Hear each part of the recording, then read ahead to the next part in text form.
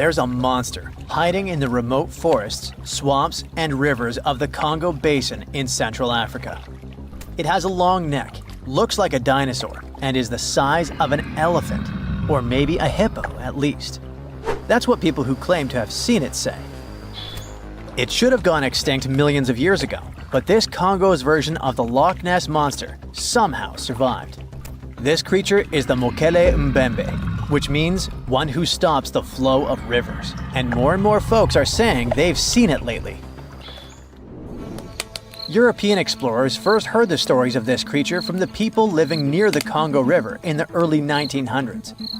A German captain even included a description of the monster in his official report from his expedition. The locals told him the animal was of a brownish-gray color with smooth skin, a very flexible neck, and only one long tooth that could be a horn. Some of them mentioned a long, muscular tail, like that of an alligator. They also said that the creature lived in the caves, but climbed the shores even in the daytime to find some plants to eat. Locals also believed its favorite snack was a kind of liana with large white blossoms. Some of them even showed the German captain some fresh path the monster left leading next to those plants. And they warned him that Mokele Mbembe definitely didn't like humans and took down any canoe that would sail nearby. Dinosaurs were a real hit in pop culture in the 1910s, and several newspapers in Europe and North America wrote about the dino-like monster from Africa back then. In the later years, several expeditions traveled to the Congo Basin to search for Mokele Mbembe or interview claimed witnesses. They did not find any direct physical evidence, but collected many stories. One zoologist in the 1980s said he took a film of Mokele Mbembe, but the footage did not develop properly. Stories and movies like Jurassic Park have kept the dream alive that dinosaurs might still be hiding somewhere in deep forests. At some point, people stopped reporting sightings of the creature as often, so it almost became a forgotten legend. But it all changed recently, as many people claim to have witnessed the mythical monster with their own eyes. Cryptozoologists, those fans of mysterious creatures, believe it could be a dinosaur that, for some reason, didn't go extinct, related to a brachiosaurus or a diplodocus. This idea comes from how people describe seeing the creature, with a super long neck, a huge body, and a tiny head. They think it might have stayed hidden in the deep forests of Africa all this time. But scientists say that if it really were the last living dinosaur, we would have found some real proof by now, like a photo or bones or something showing it walking around the Congo Basin. Some expeditions that are trying to find proof the monster is real have even used sonar technology to scan the murky waters of Central African rivers and lakes in search of any large, unidentified creatures. Some people even narrowed down the monster's location to a specific remote lake, surrounded by untouched jungle in the swamps. So far, the search for evidence hasn't been successful. The explanation behind all the sightings of the Mokele Mbembe could be the changing ecosystem. More and more human settlements are moving into the huge Congo Basin rainforest. People aren't used to seeing large animals that live in the forest, so they believe they have witnessed the mysterious creature from their folklore. The human brain often fills in the gaps in something we don't know and uses imagination to explain it, especially if there's a ready-made version that everyone's heard of. But still, we can't completely rule out the possibility that there are some new, unknown species of animals hiding in the Congo forests. Maybe just not a missing dinosaur. Another legend, this time Mongolian, says there's a giant worm living deep in the Gobi Desert. Yep, similar to the monster you've seen in Dune. The creature, which is supposedly up to 6 feet long, can spit acid that could melt anything and shoot electricity. They say it spends most of its days hiding underneath the sandy dunes, but likes to come out during the wetter months of June and July. The people in the West first found out about the megaworm of the Gobi Desert thanks to an American paleontologist, Roy Chapman Andrews. This brave man was probably the inspiration for Indiana Jones. In 1926, he wrote about the creature in his book. At the meeting with Mongolian leaders, Andrews heard detailed descriptions of the creature, even though none of them had ever seen it themselves. One of them said it looked like a sausage that was about 2 feet long, with no head or legs. According to him, the worm was so poisonous that just touching it could instantly take your life, and it lived in the loneliest parts of the Gobi Desert. Andrews didn't think the creature was real, but he shared these stories again in another book. And then, stories of the monster spread around the world. In some of them, it's only 1 foot long. In others, it's as large as a human. Some say it looks like a snake, and some describe it as a caterpillar. Some people claim it has wings and can fly, and others think it could be a supernatural evil being without a body. The color of the creature also remains a subject of debate. It could be white-gray, brown, or even bright red. The stories of witnesses are probably so different because the creature doesn't even exist. In 1983, one scientist who was visiting the region heard that an old man had managed to finally catch the mysterious worm. He also found out there was a nest nearby and decided to risk it all and see it. But instead of a scary monster, there was a tartar sand boa inside. Luckily for the scientist, this snake is non-venomous, but it does have gray-brown scales and could match the description of the giant worm. When he showed it to the locals, supposedly all of them said it was the monster they had seen. Big expeditions from America, Britain, and New Zealand came to the Gobi Desert to try and find the creature.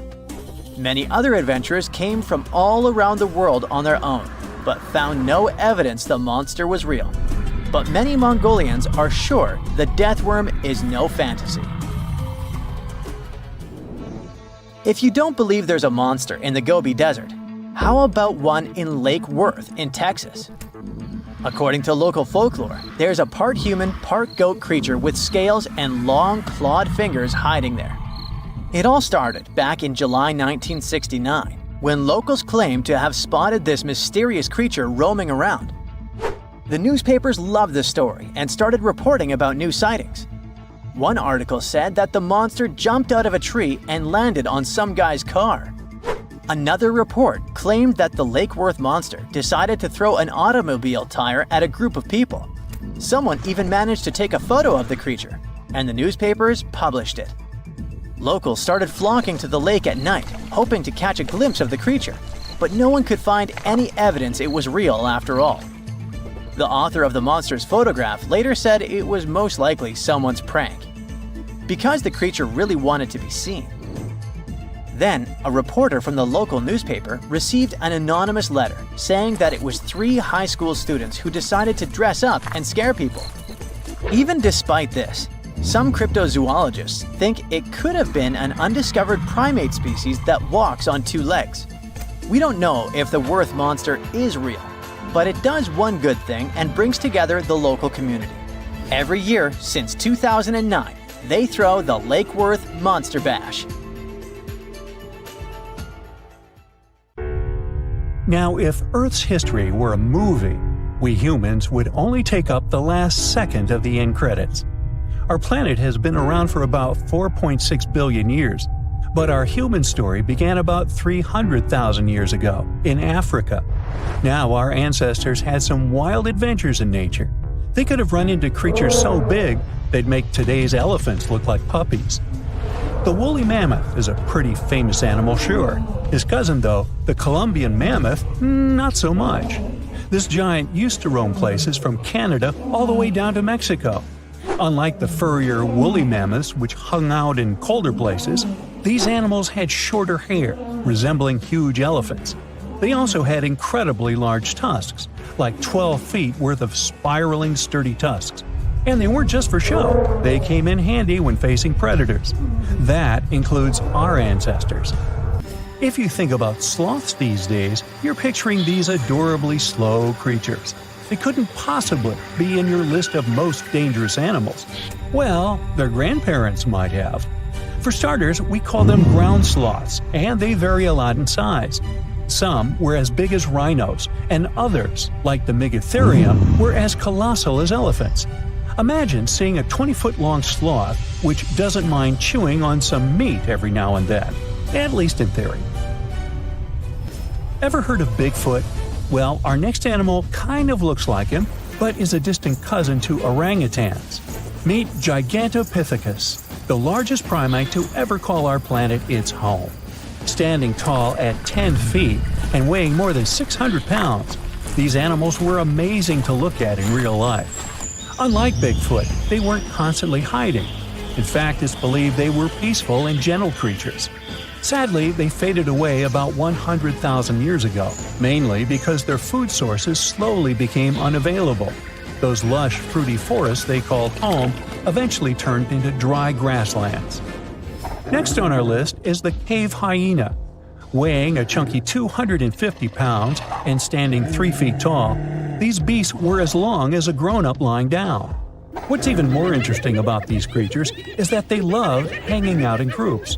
A pack could be as big as 30 of these animals, which meant they could easily take on even the biggest, heaviest mastodons. Our ancient families would have needed to stay alert around these hungry specimens. Sadly for these hyenas about 20,000 years ago, their numbers started going down. Soon enough, they completely disappeared from the planet. Quick pop quiz. What's called a tiger but isn't really one? It's the saber-toothed tiger. I mean, sure, they belong to the feline family, but they aren't technically tigers. First appearing around 42 million years ago, in July I think, many of their kind were gone before we even showed up. However, early Americans might have bumped into a couple of specimens from this group. If that really happened, it would have been quite the encounter. Think of the biggest wild lion today or the hefty Siberian tiger. These big cats also had some incredible features hidden in their fur. They were good at sneaking around, hiding, and pouncing on mammoths bigger than themselves. Their bite wasn't that strong, but they could open their jaws wide, like twice as much as a lion. And although their teeth were a bit on the weak side, they had buff forearms to pin down their dinner, giving those big fangs a purpose. Not the kind of kitty you'd want to play with. Dire wolves made their debut about 250,000 years ago. They were like the gray wolves we know today, but a lot stronger. While wolves these days stretch out to about 6 feet and tip the scales at 170 pounds max, dire wolves were about 5 feet and about 150 pounds. Found all over North and South America, they had admirable jaws, biting nearly a third harder than their modern counterparts.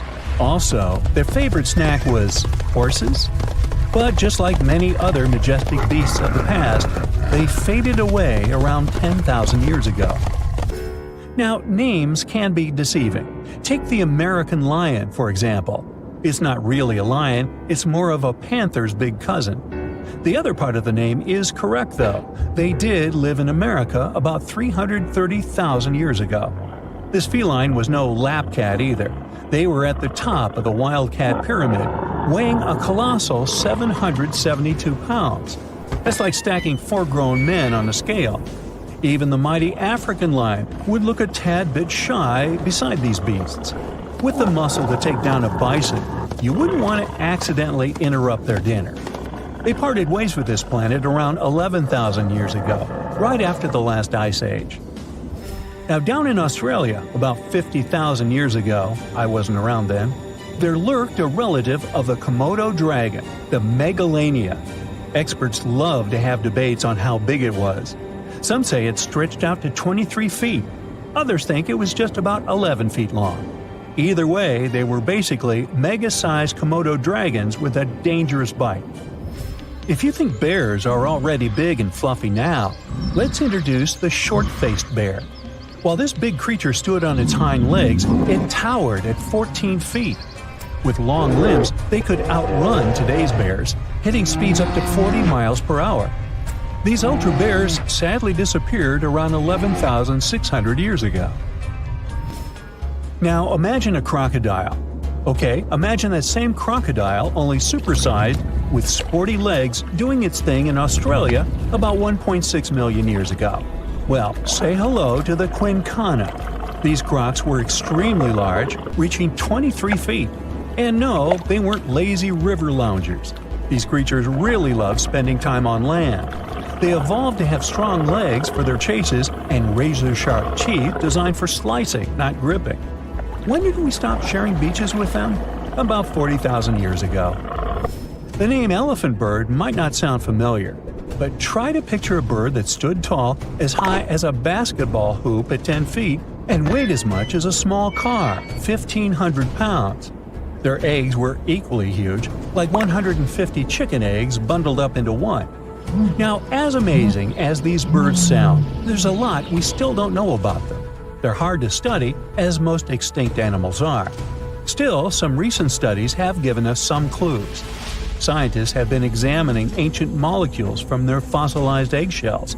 It's an awesome piece of evidence, since these birdies' shells were thick, preserving precious DNA inside. Plus, there are tons of these eggshell fragments sprinkled all over Madagascar's beaches.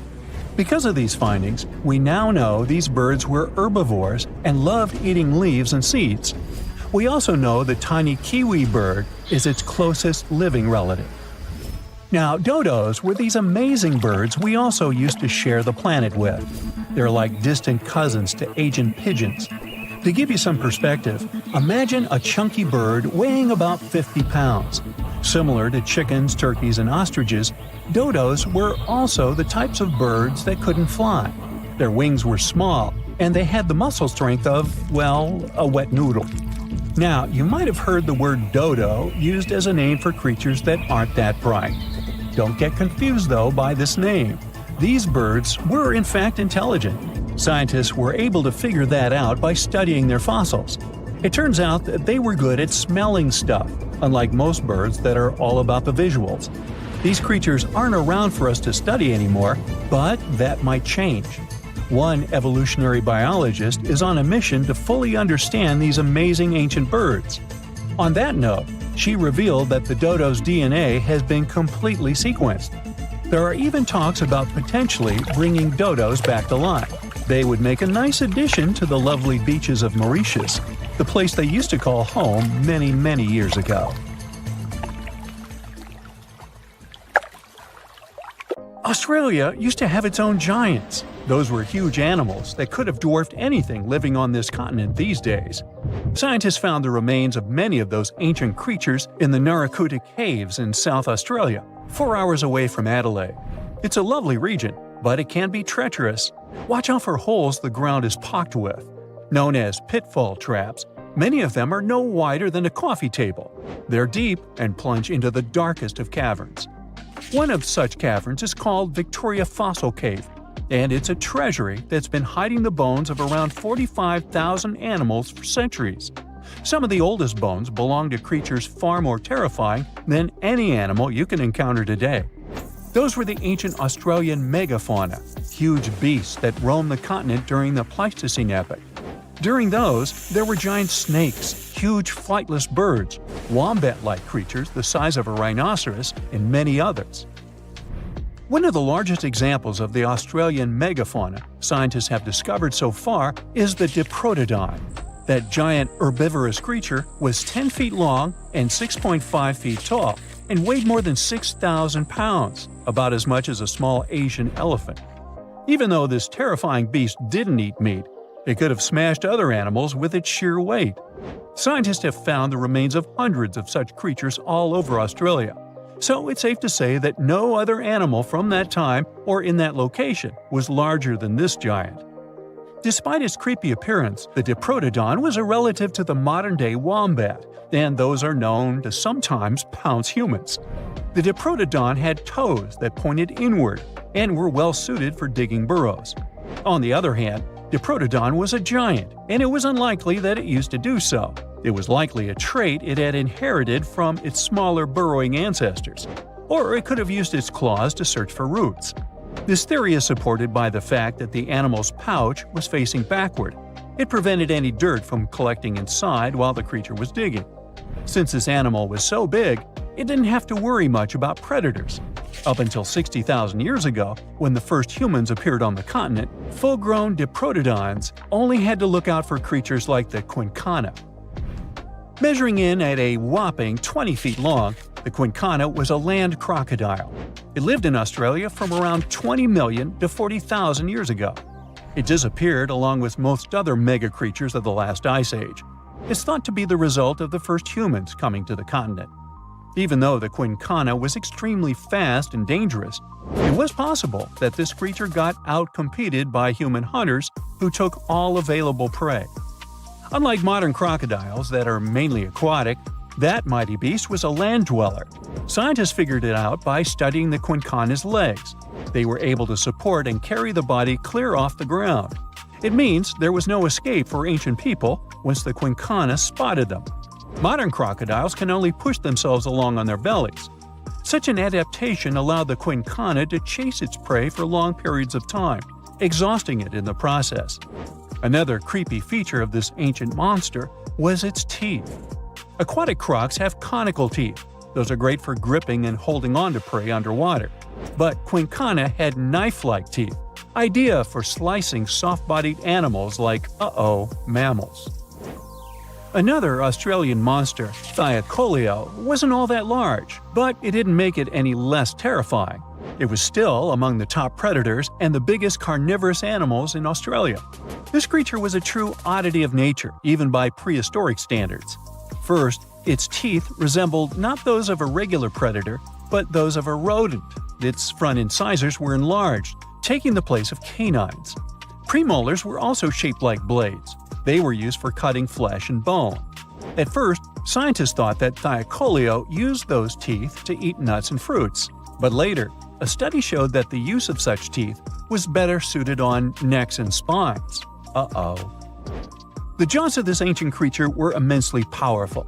A 220-pound Thylacoleo had a bite force similar to that of a present-day 550-pound lion. It means that the animal could easily bring down prey much larger than itself. Then there was Thylacoleo's tail. It had strong muscles which provided the animal with the ability to use the tail as support when tackling large prey. The Thylacoleo had retractable claws, and this feature is very uncommon among marsupials. It allowed the animal to keep its razor-sharp hooks from getting blunt and could help it get a better grip on its prey. Scientists are quite sure that, like today's leopards, the Thylacoleo could climb trees and jump on other animals from above. It was done so fast and stealthily, they never knew what hit them. The creature's rear feet support this theory. The first toe there was reduced, but the foot had a rough pad like what modern-day possums have. It allowed them to have a better grip while climbing. Right after scientists found the first skull of the Meliolania, this animal was classified as a lizard. That's why its name translates to small groomer. But after they discovered more complete fossils, it turned out that the Meliolania was a giant turtle. But that's not all. It was one of the largest land turtles to ever have existed. The main reason researchers initially believed the creature to be a lizard was the fact that its skull was adorned with a series of spikes. It's something the modern-day horned lizard can boast. But even after discovering the true nature of the Meliolania, scientists still don't know how to properly catalog it. It might have been a creature that folded its neck under its spine, or it could have folded it to the side. Beside those defensive mechanisms on its head, the Meliolania was also equipped with a spiked tail, which was probably used to prevent predators from attacking the animal from behind. Most species of the Meliolania disappeared around 2,000 to 3,000 years ago because of humans who hunted them to extinction in both Australia and on the surrounding islands. It took around 2 centuries for these turtles to go extinct in that region of the globe. The Megalania was a giant Australian lizard that existed at the end of the Pleistocene epoch. It looked like a Komodo dragon and the Australian monitor lizard, which are both believed to be Megalania's closest living relatives. Fossils tell us that the ancient animal was anywhere from 15 to 26 feet in length. Ow!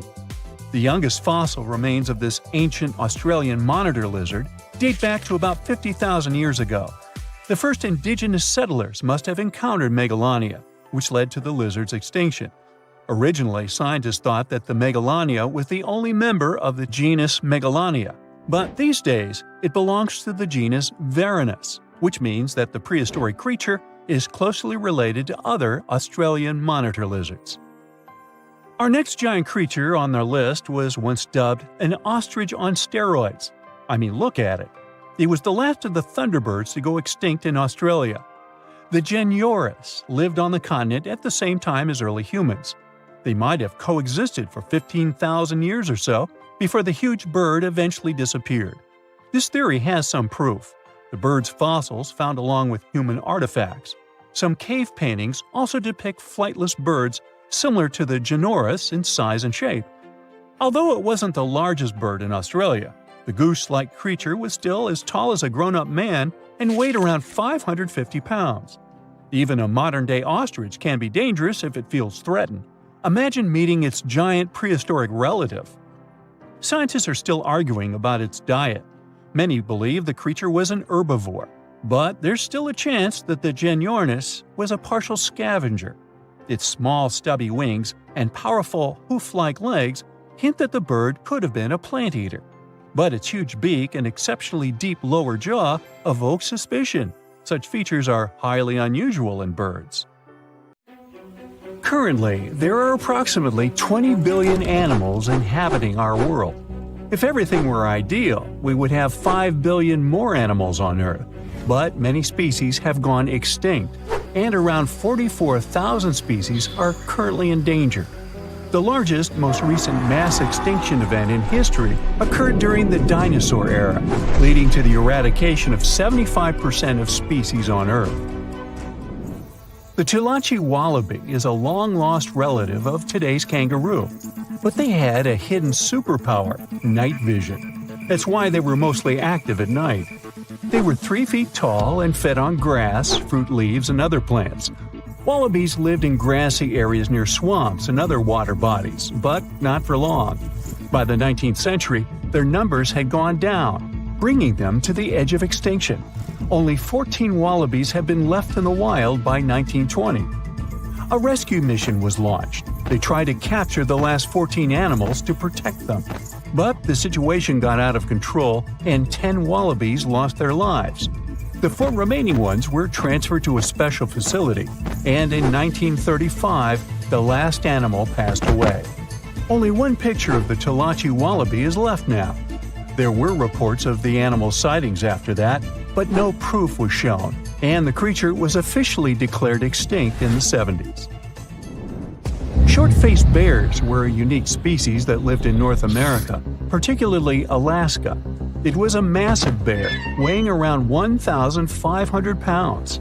When standing on its hind legs, it was around 12 feet tall, a whole foot taller than today's biggest beast in this family, the polar bear. This animal was different from today's bears because almost all of them are omnivores, except for polar bears. But this monster was solely carnivorous, which was the reason for their extinction. During the end of the Ice Age, many herbivores were gone, and those bears did not have enough food to survive. They were the Usain Bolt of the bear world, the fastest Bruins to have ever lived, reaching a top speed of 40 miles per hour, which is 5 miles faster than grizzlies. There are around 400 million pigeons in the world now. Some time ago, in America, a species of birds called passenger pigeons were abundant throughout the country, especially in the eastern forests. There were more than 1 billion of them, but they went from 1 billion to 0 in a few years. They had small heads and necks, but long tails and wings and strong breast muscles that allowed them to fly super long distances. The last passenger pigeon passed away in captivity in 1914. It was named Martha. With that, the ecosystem in the U.S. has never seen this bird again. Now, elks are enormous animals, but they look tiny when you compare them to long-gone Irish elks. That elk was around 7 feet tall at the shoulder with a humongous antler of 12 feet. Today, elk are only 4.5 feet tall at the shoulder and have around 4-foot-long antlers. Despite its name, this elk was found all over the world, from Asia to Europe. It got its name because, in Ireland near Dublin, researchers found a perfectly preserved specimen. Since then, it's been called the Irish elk. The last one passed away in Ireland. The main reason for their disappearance was their inability to adapt to changes. When the Ice Age ended, the elk could not survive and became extinct. Now, somewhere deep in the forests of Costa Rica lives the interesting-looking golden toad. It was discovered in 1966 in one particular spot where all toads would gather to mate. In 1967, a large population of this golden nugget was noted in that same spot. But the following year, only 10 to 11 toads were seen, and the year after that, in 1968, only one lonely male toad showed up at the spot. For years, there were searches for golden toads. In 2004, the toads were officially declared extinct. Humans were not responsible this time. The drought in the area in the 80s had a significant impact on the toads. Still, the last straw was the arrival of a new fungal species that caused the animal's skin to thicken, eventually leading to the toad passing away. This chytrid fungus is responsible for the extinction of more than 90 frog and amphibian species, becoming one of the biggest threats to their lives. Now, Canada is a very cold country, no surprise there, and nobody would expect tropical birds like parrots to live there. However, there was a parrot species that lived in America and some parts of Canada. I'm talking about the Carolina parakeet. Those were truly beautiful birds with orange-yellowish heads and green bodies. Their favorite rest spots were big trees alongside rivers. This parrot's favorite food was cocklebur seeds, which are poisonous to us, but the bird had no problem eating them. Also, they used the dangerous cockleburs as a defense mechanism. After they ingested loads of them, their meat became poisonous, and predators do not enjoy eating toxic birds. Carolina parakeets were abundant, there were millions of them. But since the Ice Age, their numbers had been gradually going down because of natural reasons, mainly temperature. By 1935, no such parakeets were left in the wild. Today's African lion had a much more prominent and notorious cousin, the Barbary lion. Those cats were mentioned in many famous old books. They were described as mean, terrifying beasts. It's believed that they were the largest lion species ever. Those big cats weighed around 600 pounds and were 9 feet from the head to tail. Unfortunately, this lion was declared extinct in the 90s due to many factors. Today, we only have one photo of this animal taken from a plane. Paradise parrots were native to Australia. They were genuinely amazing birds with captivating colors. What was unique about them was their nesting habits. They only nested in termite mounds. This parrot was always on the edge of extinction, and the reason for that is still unknown. Mice, rats, and other animals also hunted them, and it added fuel to the fire. The last bird was spotted in the year 1972. Since then, paradise parrots have only been seen in museums. The Gulf of Mexico was once home to Caribbean monk seals. This species of seals enjoyed spending time in the warm subtropical climate of the Caribbean. Most of the time, they were found near reefs and islands, foraging for food. Like most of us, they also loved sandy beaches and were usually seen in groups of 100 seals, resting before the next adventure. In the year 1886, monk seals were declared extinct. You can still see this animal in 2 museums. Both are located in the UK. As we all know, zebras have black and white stripes. But once, a zebra species had only half the body covered with brown and white stripes. The rest was just brown, and the belly was white. It was called the quagga. They lived in the southern part of Africa in grass fields and wet pastures, like today's zebras, and ate grass and other plants. The last quagga perished in 1888, but not all hope is lost. Today, extensive research is being done to bring this animal back into the wild. Australia is home to many outlandish animals, but the craziest ones are probably gastric brooding frogs. This species is not like your ordinary frog that lays eggs. They hatch their young inside their stomach and give birth by vomiting around 25 fully formed young frogs. Sometimes their stomach becomes so bloated that they have to breathe through their skin. 2 species of this frog were discovered in the northern and southern parts of Australia in the 1970s by Mike Taylor. A decade after their discovery, both species are gone. The main reason for their extinction is the chytrid fungus.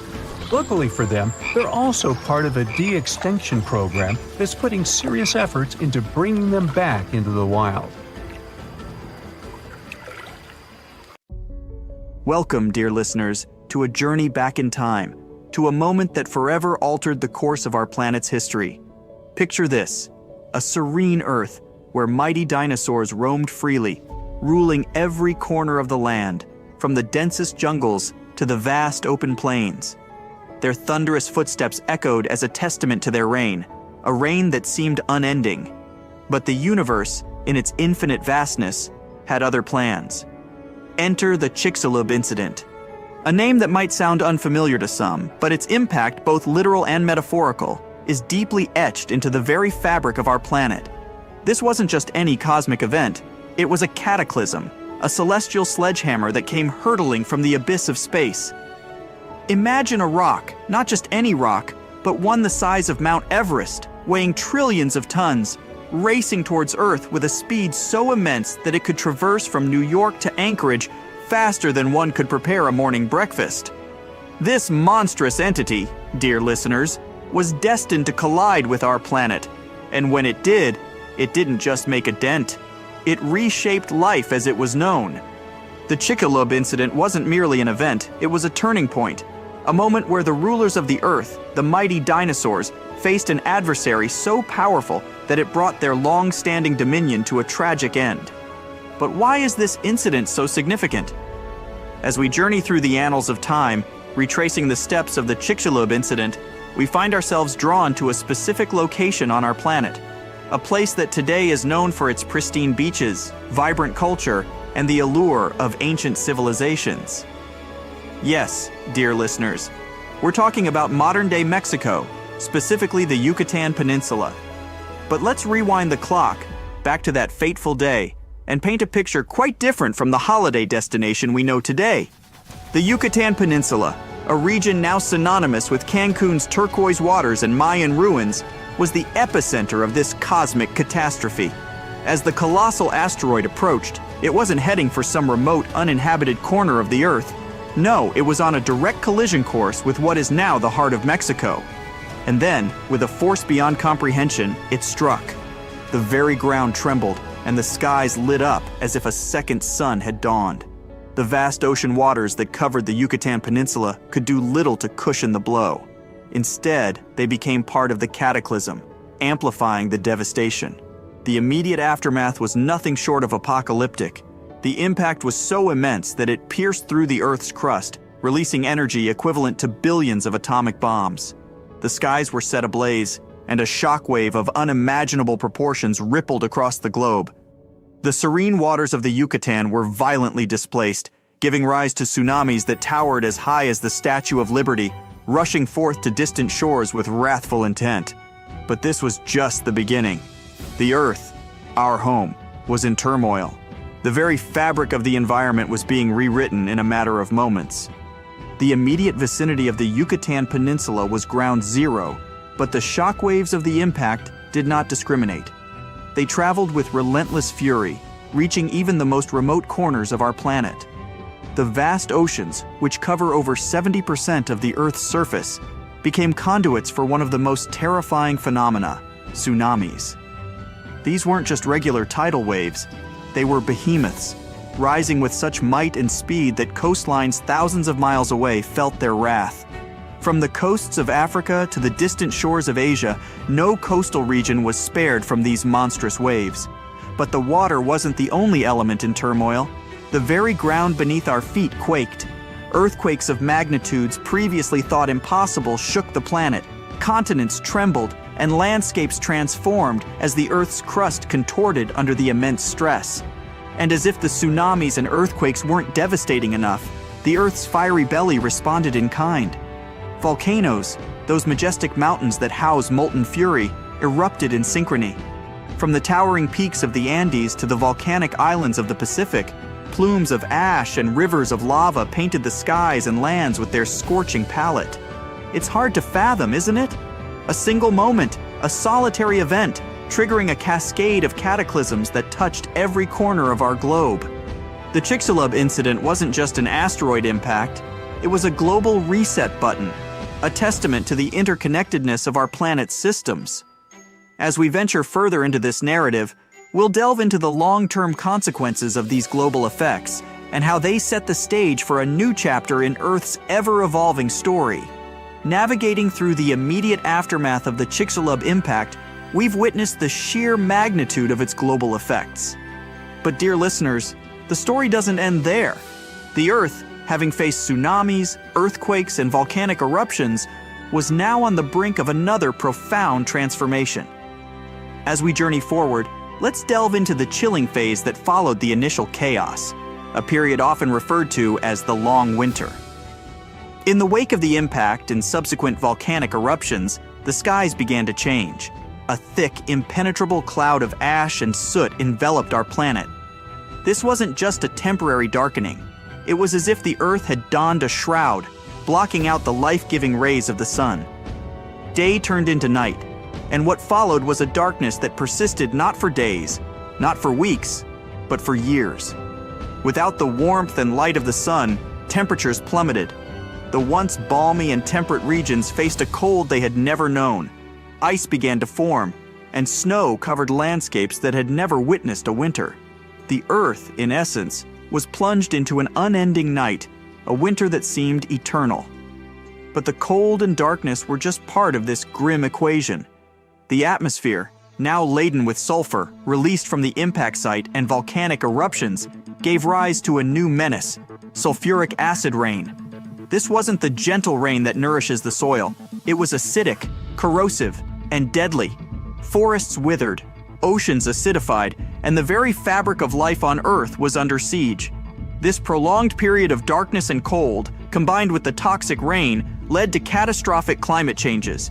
Ecosystems collapsed, food chains were disrupted, and many species, already reeling from the immediate aftermath of the impact, faced the grim prospect of extinction. It's a somber chapter in our planet's history, isn't it? A time when life itself hung in the balance, teetering on the edge of oblivion. Emerging from the chilling embrace of the long winter, one might wonder, how do we, millennia later, piece together the events of this cataclysmic incident? How do we sift through the sands of time to uncover the evidence of such a monumental event? The answer, dear listeners, lies hidden in the very fabric of our planet, waiting to be deciphered by those with a keen eye and insatiable curiosity. Iridium, a rare metal on Earth but abundant in asteroids, serves as a silent witness to the celestial collision. In the late 20th century, scientists made a startling discovery. They found a thin layer of clay in rock formations around the world, a layer unusually rich in iridium. This iridium-rich layer, often referred to as the iridium anomaly, was a global phenomenon, found in diverse locations from Italy to New Zealand. Such a widespread presence of this rare metal could only point to one conclusion: a massive asteroid impact. But iridium was just one piece of the puzzle. The rock layers themselves held more secrets. Beneath the iridium-rich layer, scientists found a distinct boundary, often termed the Cretaceous-Paleogene or KPG boundary. This boundary marked a stark difference in the fossils present above and below it. The layers below were teeming with diverse life forms, including our colossal friends, the dinosaurs. However, the layers above showed a significant decline in biodiversity, a testament to the mass extinction that followed the impact. Furthermore, in the vicinity of the Yucatan Peninsula, geologists uncovered a vast semicircular structure, a scar etched into the Earth's crust. This was the Chicxulub crater, the very site of the asteroid's impact. Spanning over 150 kilometers in diameter and buried beneath layers of sediment, this crater was the smoking gun, the undeniable proof of the asteroid's collision with Earth. Piecing together the iridium anomaly, the KPG boundary, and the Chicxulub crater, a coherent narrative emerged. A story of a massive asteroid, its fateful collision with Earth, and the profound transformations that ensued. It's awe-inspiring, isn't it? How the Earth, in its silent wisdom, preserves the tales of its past, waiting for us to uncover and understand. With the evidence of the asteroid's impact firmly established, we are led to a poignant chapter in Earth's narrative. The immediate effects of the Chicxulub impact were undeniably catastrophic, But the ripples of this event extended far beyond the initial chaos, shaping the very trajectory of life on our planet. The dinosaurs, those magnificent creatures that had ruled the Earth for over 160 million years, found themselves in a world transformed. The prolonged darkness, plummeting temperatures, and acid rains created an environment hostile to these giants. Food sources dwindled as plants, the base of many food chains, struggled to survive without sunlight. Herbivorous dinosaurs, deprived of their primary food source, faced starvation. And as they perished, the carnivores that relied on them for sustenance were similarly affected. It was a domino effect, a cascading collapse of ecosystems. But it wasn't just the dinosaurs. Many marine species, especially those reliant on photosynthetic algae, faced extinction as the oceans acidified and the sun's rays were obscured. On land, the lush forests of ferns and palms gave way to fungi, which thrived on the decaying organic matter. The skies, once ruled by pterosaurs, saw a decline in these winged wonders. In total, it's estimated that nearly 75% of Earth's species were wiped out in this mass extinction event. The world, in essence, had hit a reset button. Yet, in the face of such overwhelming odds, life persisted. New species emerged to fill the voids left by the extinct ones. Mammals, which had previously lived in the shadows of the dinosaurs, began to diversify and expand their territories. The world was undergoing a transformation, setting the stage for the rise of new dominant species, including, eventually, our own. The primary evidence of the asteroid impact, as we've discussed, is compelling. The Iridium anomaly, the KPG boundary, and the Chicxulub crater together paint a vivid picture. However, the sheer magnitude of the extinction event has led scientists to ponder: was the asteroid impact the sole culprit, or were there other concurrent factors at play? One such theory posits that massive volcanic eruptions in the Deccan Traps, located in present-day India, played a significant role. These eruptions, spanning thousands of years, released vast amounts of lava and greenhouse gases into the atmosphere. Some scientists argue that this could have led to significant climate changes, weakening ecosystems even before the asteroid's impact. Another area of intrigue is the rapidity of the extinction event. While the immediate aftermath of the impact was undoubtedly catastrophic, there's debate over how quickly the extinction unfolded. Did it happen in a matter of months, years, or was it spread over millennia? Furthermore, while the extinction of the dinosaurs is a central focus, there's curiosity about the survivors. Why did certain species like crocodiles and certain birds endure while others perished? What unique adaptations or circumstances allowed them to navigate this altered world? The Chicxulub incident, despite being one of the most studied events in Earth's history, remains a treasure trove of mysteries. Each discovery, each new piece of evidence, adds a layer to our understanding, but also opens the door to more questions. As we delve deeper into the intricacies and enigmas of the Chicxulub incident, it becomes imperative to transport ourselves back in time to truly grasp the magnitude of the event. To understand the impact and its profound consequences, we must first immerse ourselves in the world as it was. The Earth of this bygone era was a realm of contrasts and wonders. The continents, while somewhat recognizable, were positioned differently than they are today. Massive land masses were in motion, slowly drifting and reshaping the face of the planet. The climate was warmer, with no polar ice caps, and sea levels were higher, creating vast inland seas that bisected continents. The landscapes were dominated by lush, dense forests of ferns, conifers, and early flowering plants. These verdant expanses were a cacophony of life, teeming with creatures both familiar and alien to our modern eyes. Rivers meandered through these landscapes, nurturing the ecosystems and providing sustenance to a plethora of species. But it was the inhabitants of this world that truly captured the imagination. The dinosaurs, in all their majestic glory, ruled the land.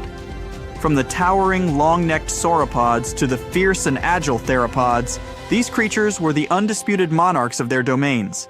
The skies were patrolled by pterosaurs, while the oceans brimmed with marine reptiles like ichthyosaurs and plesiosaurs. Yet, this vibrant world was also marked by its dynamics and interactions. Predators and prey engaged in a perpetual dance of survival. Herds of herbivores migrated in search of fresh pastures, while carnivores stalked the shadows, awaiting opportunities. The Earth was alive, pulsating with energy and life. It's essential to immerse ourselves in this world, to truly appreciate the gravity of the Chicxulub incident. For it was this thriving, dynamic Earth that stood on the brink of one of the most significant events in its history. With the vibrant tableau of Earth 66 million years ago firmly etched in our minds, we find ourselves at a pivotal juncture in this narrative. The world was teeming with life, ecosystems were flourishing, and the dance of predator and prey played out against the backdrop of lush landscapes. But, unbeknownst to the inhabitants of this world, a shadow loomed in the vastness of space. High above the Earth, in the cold, dark expanse of space, a massive rock, a remnant from the early solar system, was on a collision course. This meteorite, spanning several kilometers in diameter, had been hurtling through space for eons. Its trajectory, influenced by gravitational forces and cosmic events, was now aligned with our planet. As it neared Earth, it became a brilliant streak in the sky, a fiery harbinger of the impending doom. Its speed was incomprehensible, racing towards the planet at over 20 kilometers per second. To any observer on the ground, it would have appeared as a bright, rapidly growing speck, its luminosity outshining even the brightest stars. The atmosphere, that protective blanket enveloping our planet, was the first to feel the meteorite's wrath. As the rock entered the upper layers, it began to compress and superheat the air in front of it, creating a shockwave and emitting intense radiation. The sky would have been set ablaze, turning day into night and night into a blinding, searing light. For the creatures below, these moments must have been filled with confusion and terror. The ground trembled, the air grew hot, and a deafening roar would have filled the atmosphere.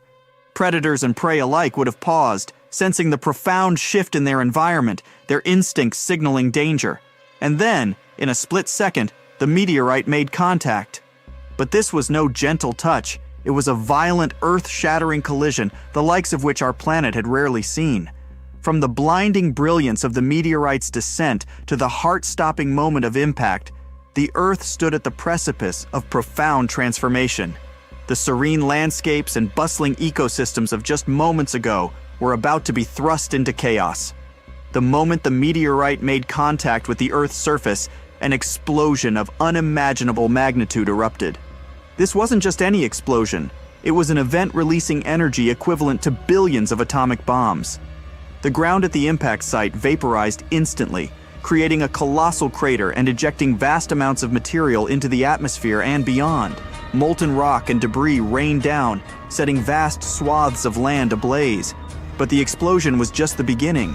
The impact generated shockwaves that rippled through the Earth's crust, traveling at supersonic speeds. These shockwaves, like ripples on a pond, spread outwards from the impact site, causing the ground to shake and tremble. Mountains crumbled, forests were flattened, and entire landscapes were reshaped in the blink of an eye. And then came the tsunamis. The impact, having occurred in what is now the Yucatan Peninsula, displaced vast amounts of ocean water. Towering waves, some reaching heights of several kilometers, were birthed from the epicenter of the collision. These tsunamis raced across the oceans with terrifying speed, reaching distant coastlines and inundating them with their wrathful surge. Coastal ecosystems, teeming with life, were obliterated, and the once tranquil shores bore witness to the ocean's fury. The world in those moments was unrecognizable. The serene beauty of just moments ago was replaced by a panorama of devastation. Fire, water, and earth converged in a symphony of destruction, reshaping the very fabric of the planet. The Earth, in its interconnected majesty, responded as a whole to this external trauma. The explosion at the impact site sent vast amounts of debris, molten rock, and superheated gases into the atmosphere. As these materials ascended, they began to cool and solidify, transforming into fiery balls of rock and metal. These fireballs, some as large as houses and others as small as grains of sand, rained down upon the Earth. This global meteor shower set forests aflame, ignited wildfires, and turned night into day with its blinding intensity. The skies were ablaze, and the once serene landscapes were now a canvas of fire and destruction. But the Earth's response wasn't limited to the skies. The shockwaves from the impact, having rippled through the crust, triggered seismic activities of unprecedented magnitudes. Earthquakes, some rivaling the most powerful ones ever recorded, shook the planet.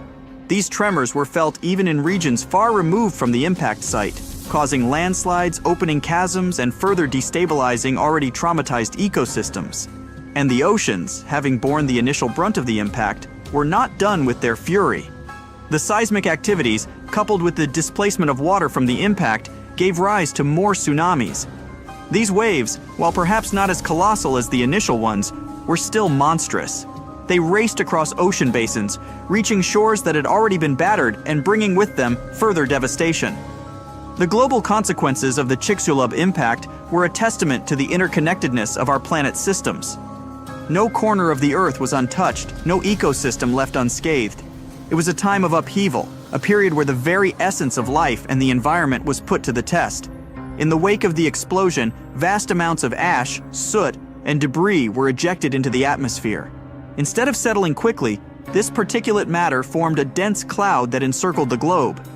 This ash cloud acted as a veil, obscuring the sun's rays and casting the Earth into a prolonged period of darkness. Without sunlight, photosynthesis, the very process that sustains plant life, was severely hampered. Forests withered, grasslands became barren, and the primary producers in the food chain were crippled. This darkness, combined with the cooling effects of the ash cloud, led to a significant drop in global temperatures. The Earth, which had been a warm and temperate realm, was now facing conditions akin to a nuclear winter. Regions that had never known frost and snow were now blanketed in white, and the cold became a relentless adversary for the planet's inhabitants. But the challenges weren't limited to the land. The oceans, the cradles of life, faced their own set of trials. The ash and soot, combined with the sulfur released during the impact, led to acid rain. This rain, when it reached the oceans, caused a significant drop in pH levels, leading to ocean acidification. The delicate balance of marine ecosystems was disrupted. Calcifying organisms like corals and certain plankton species struggled to build their shells and skeletons. As these foundational species faced challenges, the entire oceanic food chain felt the ripple effects. From the tiniest plankton to the massive marine reptiles, the oceans were in turmoil. The long-term effects of the Chicxulub impact were a testament to the delicate balance of our planet's ecosystems. Even as the immediate chaos subsided, the challenges persisted, reshaping life and the environment in profound ways. Acid rain, as the name suggests, is precipitation with heightened levels of acidity. Following the Chicxulub impact, the atmosphere was laden with sulfur compounds, primarily released from the impact site and exacerbated by volcanic activities. When these sulfur compounds combined with water vapor in the atmosphere, they formed sulfuric acid, which then fell to the Earth as acid rain. The oceans, vast and seemingly boundless, were not immune to this acidic onslaught. As the acid rain poured into the seas, it began to alter the very chemistry of the waters. The pH levels of the oceans dropped, leading to a phenomenon known as ocean acidification. This change, while seemingly minute, had profound implications for marine life. Many marine organisms, especially those at the base of the food chain, rely on the process of calcification to build their shells and exoskeletons. Organisms like plankton, corals, and mollusks extract calcium carbonate from the seawater to form these protective structures. However, in more acidic conditions, the availability of calcium carbonate diminishes, making it harder for these creatures to maintain and build their shells. The plight of these foundational species had a domino effect on the entire marine ecosystem. Plankton, the primary producers in the oceanic food chain, faced significant challenges. As their numbers dwindled, the species that relied on them for sustenance, from small fish to massive marine reptiles, felt the strain. Coral reefs, those vibrant underwater metropolises, faced bleaching and degradation, affecting the myriad species that called them home. The acid rain and its subsequent effects on the oceans serve as a stark reminder of the interconnectedness of Earth's systems. A disruption in one area can have cascading effects, reshaping entire ecosystems and challenging the very fabric of life. Following the impact and the subsequent release of vast amounts of debris into the atmosphere, the Earth found itself shrouded in a dense cloud of ash and soot.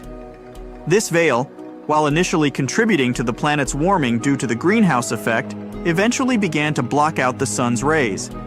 The diminished sunlight, combined with the settling of the particulate matter, led to a significant drop in global temperatures. The Earth was entering a chilling phase, akin to a prolonged winter. Regions that had once basked in warmth and sunlight now faced prolonged periods of cold and darkness. Ice began to form in areas previously untouched by frost, and snow-covered landscapes became a common sight. This cooling had profound implications for the planet's ecosystems. Plants already struggling from the lack of sunlight found it challenging to cope with the cold.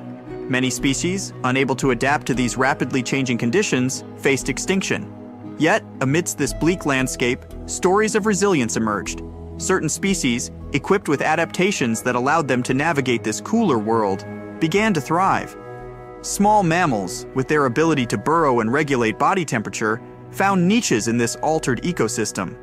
Birds, descendants of the mighty dinosaurs, took to the skies, their lightweight bodies and endothermic nature giving them an edge.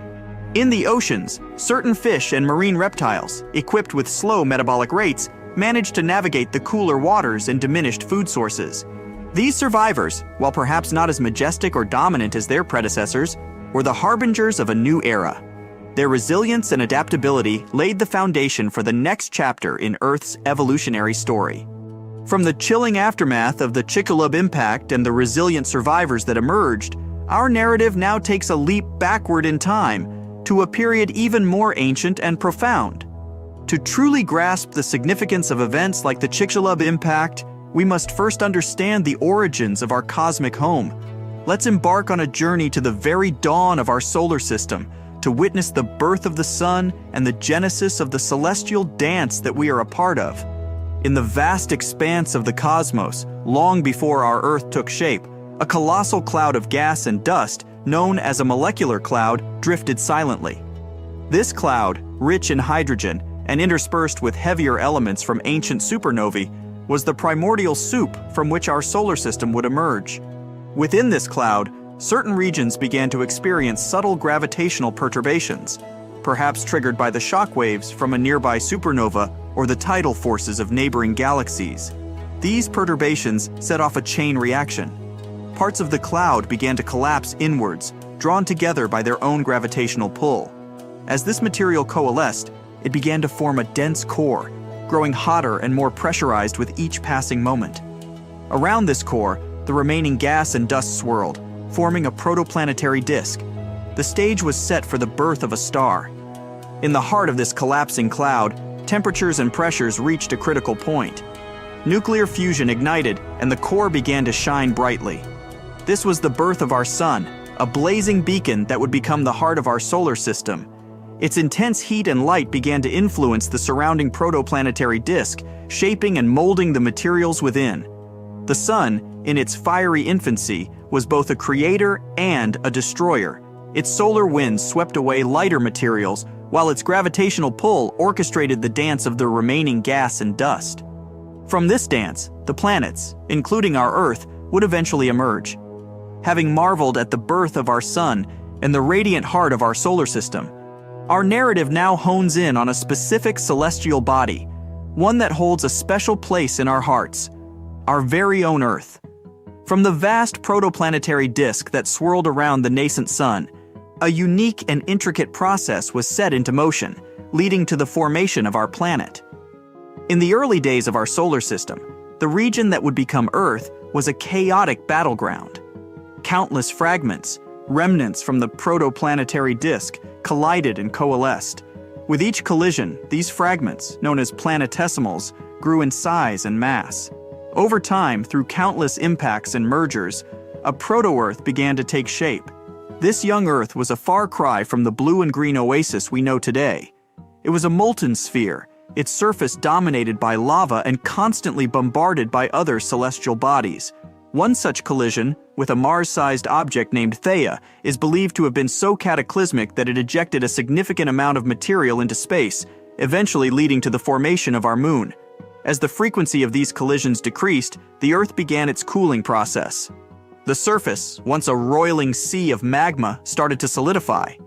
This solidification process wasn't uniform. In certain regions, the crust formed rapidly, while in others, volcanic activity persisted, spewing lava and reshaping the landscape. Beneath this forming crust, the the Earth's interior was still active. Convection currents within the mantle pushed molten rock to the surface, leading to the formation of the first volcanic islands. Over time, these islands coalesced, growing in size and forming the earliest land masses. The formation of the Earth's solid crust was a significant milestone. It set the stage for the development of stable landforms, the emergence of oceans, and the eventual genesis of life. This crust, while solid, was not static. It was, and still is, a dynamic entity, constantly reshaped by the forces of plate tectonics. From the molten beginnings of our Earth and the formation of its solid crust, our gaze now shifts skyward, to a celestial companion that has been a constant presence in our night sky, the Moon. This luminous satellite, with its phases and silvery glow, has inspired myths, guided navigators, and influenced the rhythms of life on Earth. But how did it come to be? And what role has it played in shaping our planet's rotation? As we touched upon earlier, the prevailing theory regarding the Moon's formation is rooted in a cataclysmic event. Early in Earth's history, a Mars-sized object named Theia collided with our young planet. This impact was so immense that it sent vast amounts of debris into space. This ejected material, a mix of both Earth and Theia, began to orbit our planet. Over time, through gravitational forces and countless collisions, this debris coalesced and formed what we now know as the Moon. But the Moon's formation was more than just a cosmic spectacle. It had profound implications for Earth. The impact with Theia imparted a significant amount of angular momentum to our planet. As a result, the young Earth had a much faster rotation, with days lasting only a few hours. However, the newly formed Moon, being in close proximity to Earth, began to exert gravitational forces on our planet. This gravitational interaction led to tidal forces, causing bulges in Earth's oceans. As the Moon orbited Earth, these tidal bulges attempted to align with it, but due to Earth's rotation, they were always slightly ahead. This discrepancy resulted in the bulges exerting a gravitational pull on the Moon, causing it to move away from Earth slowly. Conversely, the Moon's gravitational influence acted as a brake on Earth's rotation, gradually slowing it down. Over billions of years, this interaction has led to the lengthening of Earth's day and the Moon's gradual drift away from our planet. Today, the effects of this interaction are still evident. The Moon continues to recede from Earth at a rate of about 3.8 centimeters per year, and our days are gradually getting longer, albeit at a very slow pace. The Moon's formation and its intricate dance with Earth serve as a testament to the interconnectedness of celestial bodies. It reminds us that even in the vastness of space, events and entities are intertwined, shaping and influencing each other in profound ways. Having journeyed through the intricate dance between Earth and its celestial companion, the Moon, we now return our focus to the early chapters of our home planet's story. The Earth, in its nascent stages, was a realm of extremes, marked by fiery eruptions, celestial bombardments, and the gradual emergence of a life-sustaining envelope, the atmosphere. Let's delve into this tumultuous epoch, exploring the volcanic activity, meteorite impacts, and the processes that gave rise to our planet's protective shield. In the aftermath of its formation, Earth was a hotbed of geological activity. Beneath its still-forming crust, the mantle was alive with convection currents, driving molten rock to the surface. Volcanoes dotted the landscape, spewing lava, ash, and gases into the young atmosphere. These eruptions were not just isolated events, they were continuous and widespread, shaping and reshaping the Earth's surface. Simultaneously, the early solar system was a chaotic environment, teeming with leftover debris from its formation. Earth, with its growing gravitational pull, became a target for these wandering fragments. Meteorites, ranging from tiny specks to massive boulders, bombarded our planet. These impacts, while violent, played a crucial role in Earth's evolution. They delivered essential elements and compounds, including water, which would later form our oceans. But perhaps one of the most significant developments during this period was the formation of Earth's atmosphere. Initially, the atmosphere was dominated by gases like methane, ammonia, and water vapor, released from volcanic eruptions. However, as the Earth cooled, conditions became conducive for the condensation of water vapor, leading to the formation of the early oceans. These oceans began to play a pivotal role in atmospheric evolution. Simple organisms like cyanobacteria emerged in these waters and began the process of photosynthesis, releasing oxygen as a byproduct. Over time, this oxygen accumulated, transforming the atmosphere from one devoid of this vital gas to one where it became a significant component. This evolving atmosphere served multiple purposes. It acted as a protective shield, filtering out harmful solar radiation. It played a role in regulating the planet's temperature, creating a greenhouse effect that kept the Earth warm. And, most importantly, it set the stage for the emergence and evolution of complex life. The early Earth, with its fiery landscapes, celestial impacts, and evolving atmosphere, was a testament to the dynamic nature of our planet. It reminds us that Earth, even in its earliest days, was a place of change, adaptation, and resilience. From the fiery eruptions and celestial bombardments of early Earth, we now find ourselves at a pivotal juncture in our planet's narrative. Amidst the evolving landscapes and the protective embrace of the atmosphere, the stage was set for one of the most profound events in Earth's history, the emergence of life. This chapter, marked by the transition from the simplicity of single-celled organisms to the complexity of multicellular life, is a testament to the tenacity and adaptability of life itself. Let's delve into this awe-inspiring epic, exploring the first sparks of life and the intricate dance of evolution. In the vast expanse of Earth's early oceans, amidst the swirling currents and mineral-rich waters, a miracle was unfolding. Simple molecules, driven by the energy from hydrothermal vents and the sun's rays, began to form complex structures. These structures, encapsulated within lipid membranes, were the precursors to the first cells. These primitive cells, or prokaryotes, lacked a defined nucleus but carried within them the blueprint of life, DNA.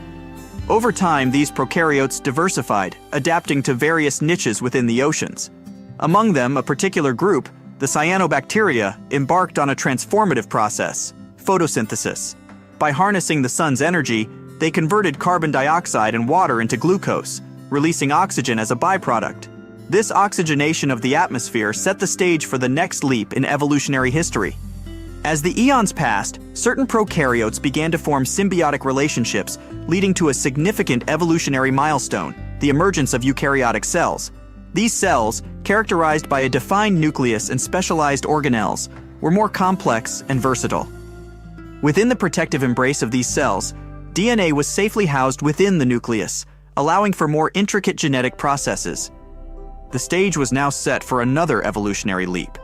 These eukaryotic cells, having thrived in the oceans, began to come together, forming colonies. Over time, these colonies became more specialized, with certain cells performing specific functions. This was the dawn of multicellularity. From simple colonies, complex organisms began to emerge, each cell playing its part in the symphony of life. The transition from single-celled organisms to multicellular life was not just a biological evolution, it was a testament to the power of cooperation and specialization. It laid the foundation for the diverse tapestry of life we see today, from the tiniest plankton to the majestic blue whale. From the delicate dance of single-celled organisms coming together to form the marvel of multicellular life, our narrative now propels us to a period in Earth's history that stands as a testament to the sheer diversity and adaptability of life. This epoch, known as the Cambrian explosion, was a burst of evolutionary creativity, a time when the tapestry of life became rich with color and complexity. Let's journey into this vibrant period, exploring the myriad forms that emerged and the factors that fueled this unparalleled diversification. Approximately 541 million years ago, the stage was set for one of the most significant evolutionary events in Earth's history. The oceans, teeming with simple multicellular organisms, were about to witness a rapid proliferation of new life forms. Over a relatively short geological time span, spanning just a few tens of millions of years, the number of distinct species exploded.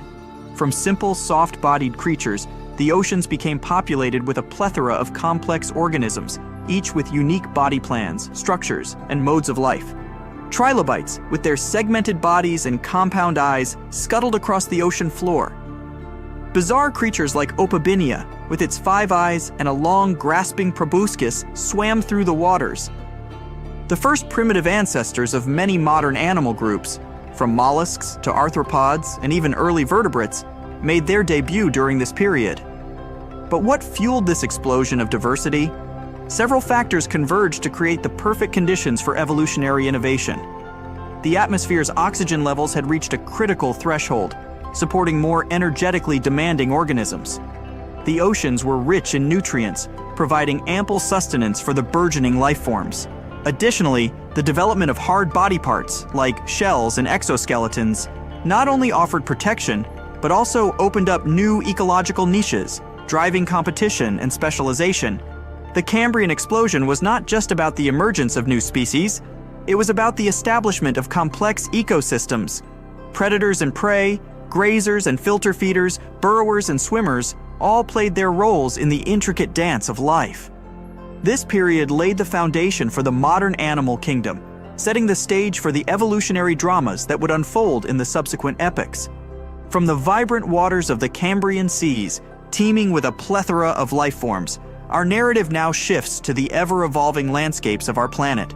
As life flourished in the oceans, the Earth's crust was undergoing its own dance of change and transformation. Massive landmasses were coming together, giving rise to supercontinents. And as these vast tracts of land formed, they set the stage for a new chapter in the story of life, the emergence and evolution of land animals. Let's traverse these ancient terrains, exploring the formation of supercontinents and the pioneering species that ventured from water to land. Throughout Earth's history, the continents have been in a state of constant motion, driven by the forces of plate tectonics. These land masses, floating atop the semi-fluid mantle, have collided, merged, and broken apart in an intricate dance that spans eons. One of the most significant outcomes of these movements was the formation of supercontinents, vast landmasses that brought together multiple smaller continents. One such supercontinent, Pangaea, formed around 300 million years ago. As Pangaea took shape, it brought with it profound changes to the planet's climate, ocean currents, and ecosystems. The interiors of this massive landmass became arid, while the coastlines were marked by lush, swampy environments. It was against this backdrop that a significant evolutionary transition occurred. Life, which had primarily been confined to the oceans, began to explore the terrestrial realm. The first pioneers of this transition were plants, which colonized the land and transformed it into a green, hospitable environment. These plants played a crucial role in creating stable ecosystems, producing oxygen, and providing a food source for the animals that would soon follow. Among the first animals to venture onto land were the arthropods, including early ancestors of insects and spiders. Their exoskeletons provided support and protection, allowing them to navigate the challenges of the terrestrial environment. Following closely were the amphibians, descendants of fish that had evolved limbs and lungs.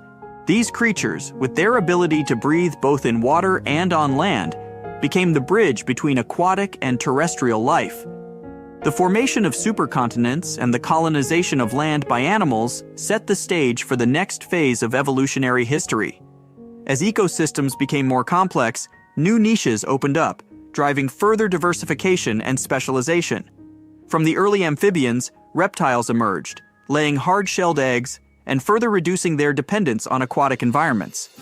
The stage was set for the rise of the dinosaurs, mammals, and the myriad land animals that would come to dominate the planet. Having witnessed the grandeur of supercontinents and the pioneering steps of the first land animals, we now delve deeper into the struggles and triumphs of these terrestrial pioneers. The transition from water to land was no small feat. It presented a myriad of challenges, from the basic necessities of breathing and locomotion to the complexities of reproduction and survival.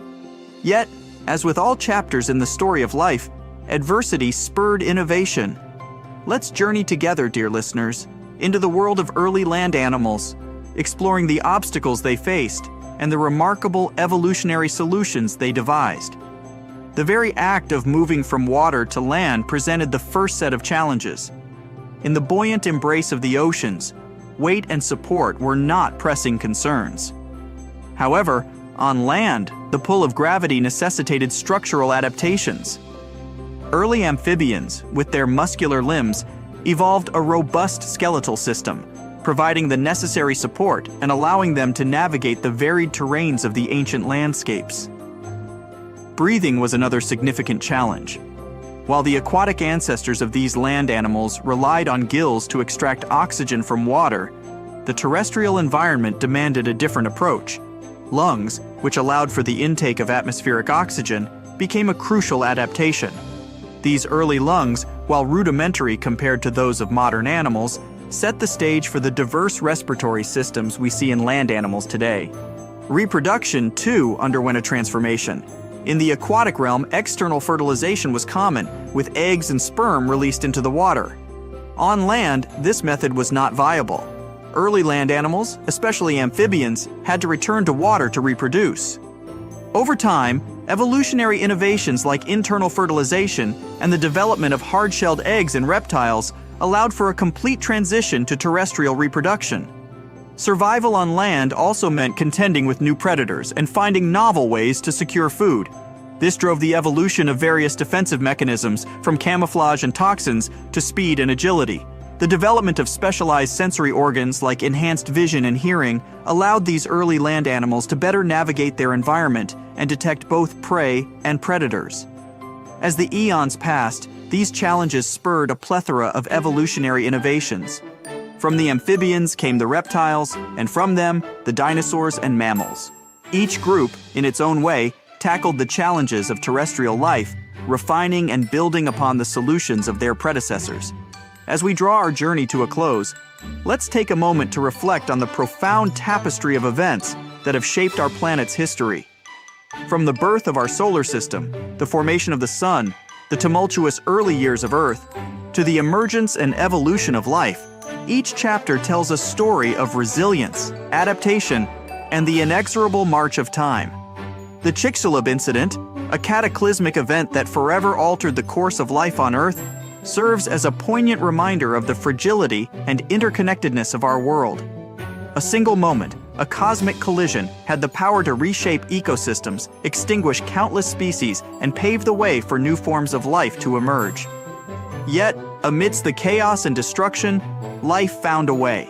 Seeds and pollen, resilient in the face of adversity, ensured the continuity of plant life. The oceans, though transformed and challenged, remained cradles of biodiversity. And from the ashes of extinction, new life forms arose, each adapting and evolving to the ever-changing conditions of our planet. Our journey through Earth's history is not just a chronicle of events, but a testament to the enduring spirit of life. It's a story of challenges met, of adversities overcome, and of the relentless drive of life to persist, adapt, and thrive. As we conclude this video, let us carry with us a sense of wonder and reverence for the intricate web of life that surrounds us.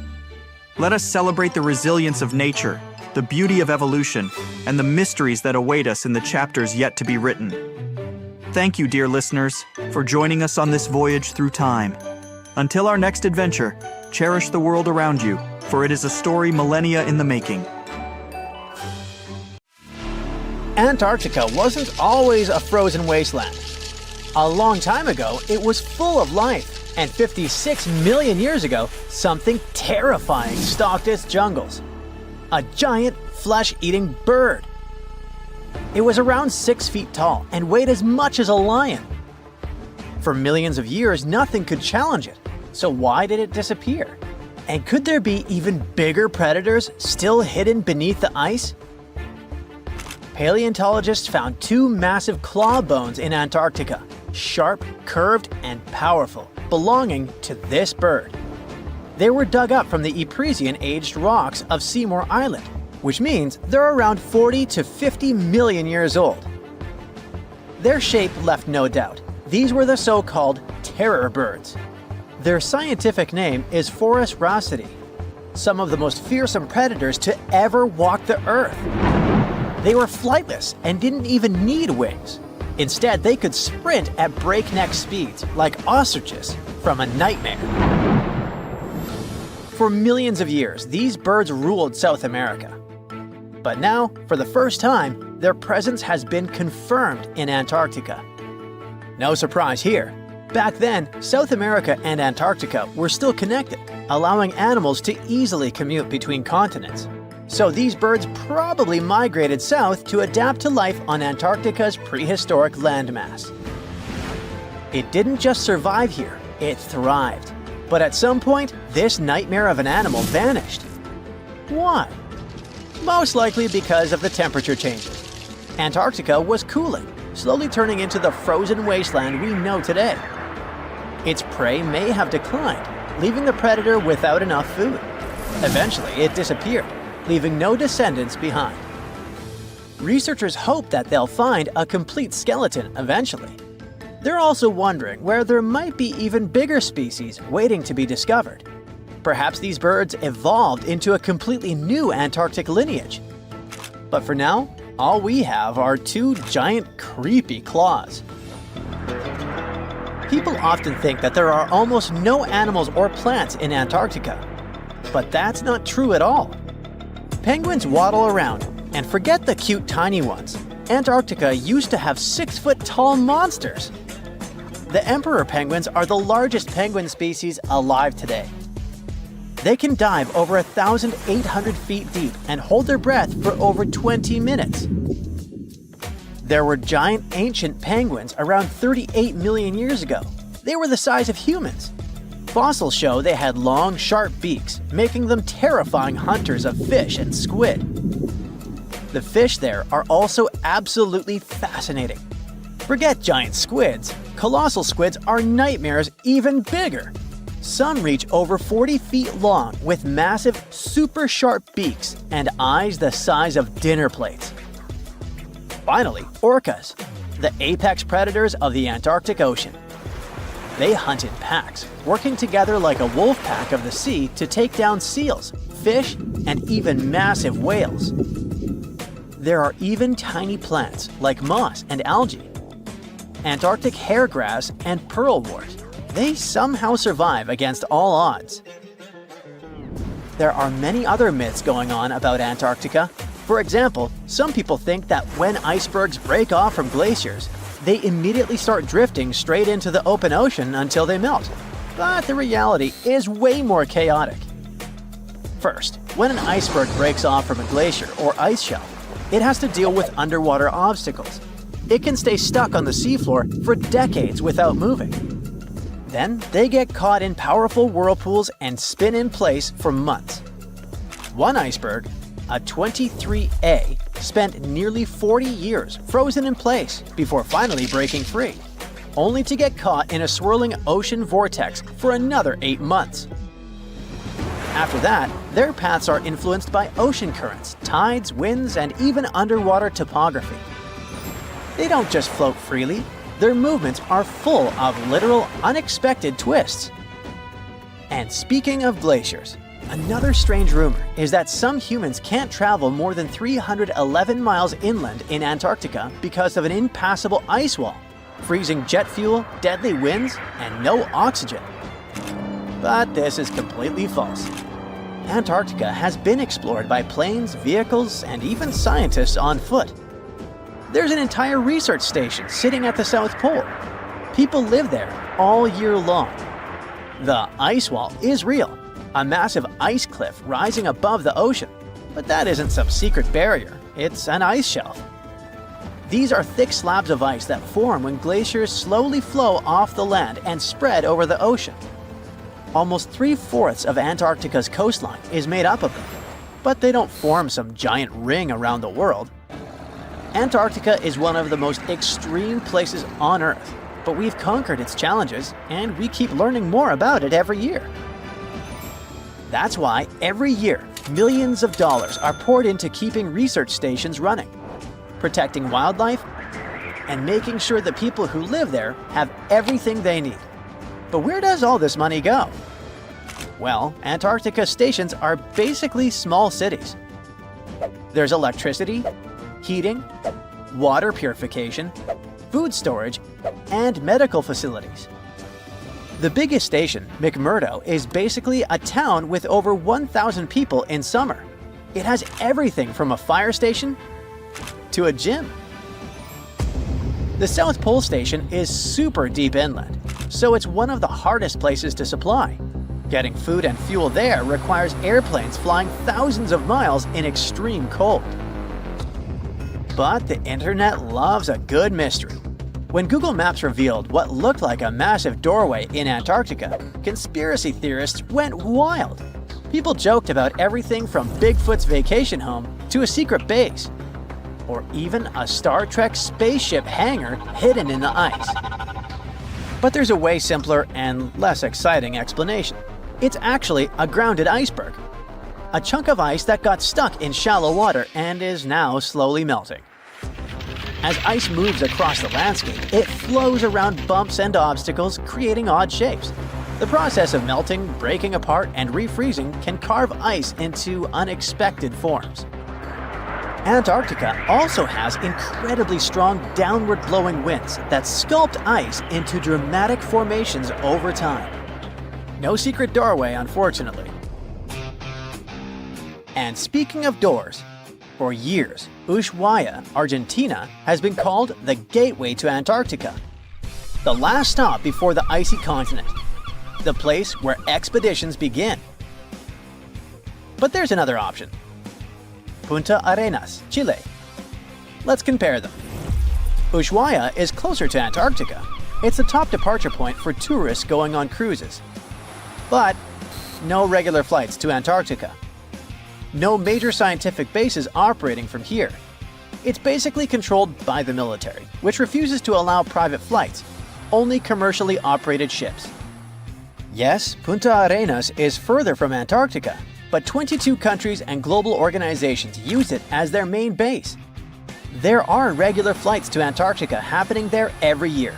Private airlines can actually operate here, making it the real air connection to Antarctica.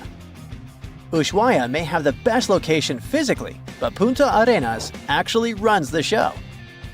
Argentina made a huge error in picking its Antarctic airbase. Instead of setting up a simple, accessible base at sea level, they built Marambio Base, very high, on rough terrain, completely impossible to reach by land. Everything has to be flown in by helicopter, making operations slow, expensive, and frustrating. For 50 years, Argentina stubbornly stuck to this bad decision, while Chile set up efficient, well-planned bases that the world now uses. If things don't change, Ushuaia will be nothing more than a tourist stop. But what's terrifying is that Antarctica seems to be returning to its past. It's supposed to be the coldest place on Earth, but something shocking happened just recently. For the first time in recorded history, temperatures in Antarctica broke 68 degrees Fahrenheit. This continent is buried under miles of ice. Usually, temperatures there can drop to minus 112 degrees. But in the winter of 2020, scientists recorded an insane 69 degrees on Seymour Island, hotter than many places in Europe at that time. Scientists believe there are several reasons for that. First, there are changes in the way heat moves around the planet's waters. Second, melting permafrost due to the planet warming. It looks like the climate is changing faster than expected. A piece of whale rib has recently been found in a North Carolina mine. Not a big deal, some might think. Hey, why can't a whale be a miner, right?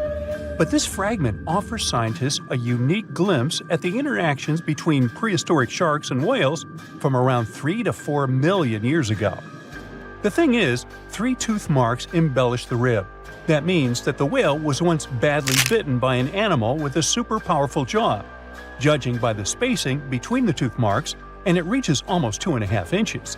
This animal could be a megatoothed shark. I'm talking about the megalodon. Or it could be a different shark species which was around at that time. The curvature of the shark's jaw shows that the animal was relatively small, between 13 and 20 feet long. Yeah, small. As for the whale, it seems to be the ancestor of a great blue or humpback whale. Researchers are amazed. You don't usually expect to find evidence of animal interaction and behavior preserved in the fossil record. After examining the sample carefully, they concluded that the shark must have gone away with a mouthful, but the whale had survived because most of the fossil fragment is covered with what is known as woven bone. It quickly forms in response to localized infection. Such bone isn't particularly strong, and later the body remodels it into compact bone tissue. But it takes time. The presence of this bone means that the healing was incomplete and the whale passed away 2 to 6 weeks after the unfortunate encounter. On the other hand, its demise could have been unrelated to the infection and injury. Only a handful of fossils show such kinds of interactions between ancient animals. You can often find bite marks on fossils indicating where the animal passed away and its carcass was scavenged. But this fossil is one of a few examples that not only show a wound inflicted by another animal, but also demonstrate that the prey survived. All fossils are exciting for paleontologists. Yes, they need to get out more. But some might look terrifying to regular people. For example, look at this picture of tentacle arms and octagonal-shaped heads. When it first appeared in mass media, internet users claimed that it was some ancient organism that had come from space. Others thought the story was fake. But in fact, both the picture and the fossil are real. The fossil is known as a mortality plate, a fossilized representation of a mass extinction event of one or several species. The fossil actually contains more than a dozen specimens of a type of marine organism called a crinoid. Despite their looks, crinoids were not plants but marine animals. This particular species lived deep underwater on the seafloor. Crinoids were related to starfish, sea urchins, and brittle stars. These creatures could attach themselves to the seafloor with stalks made up of flexible porous discs connected by soft tissue.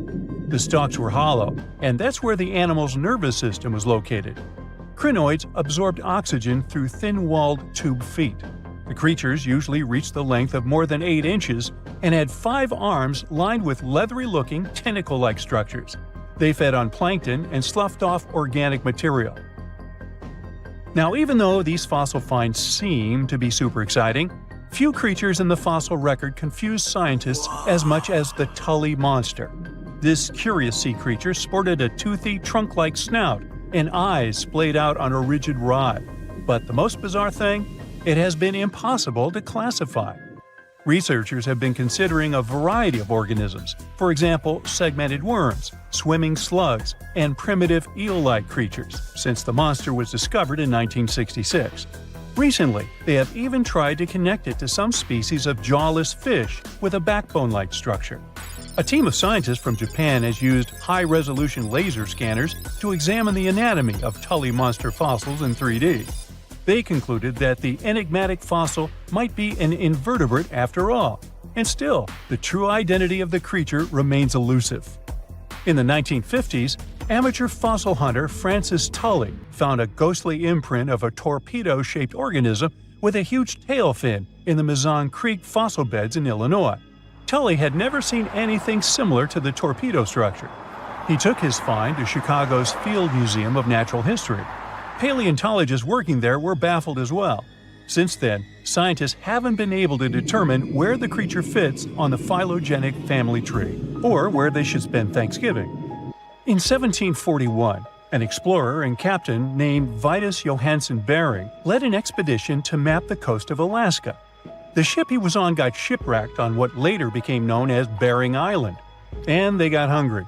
Half the crew survived thanks to the discovery of an extremely large sea cow. With the meat of these animals nourishing them, the sailors managed to build a small ship from the wreckage and return home. On their way back, a scientist who was among them spent his time documenting the animals and plants they had found. The sea cow was particularly interesting because without it, the crew wouldn't have survived.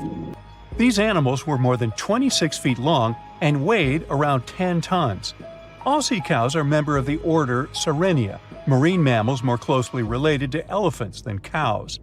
The scientists described them as having black skin, a small head, and stubby forelimbs. Those sea cows floated on the water's surface, munching on kelp.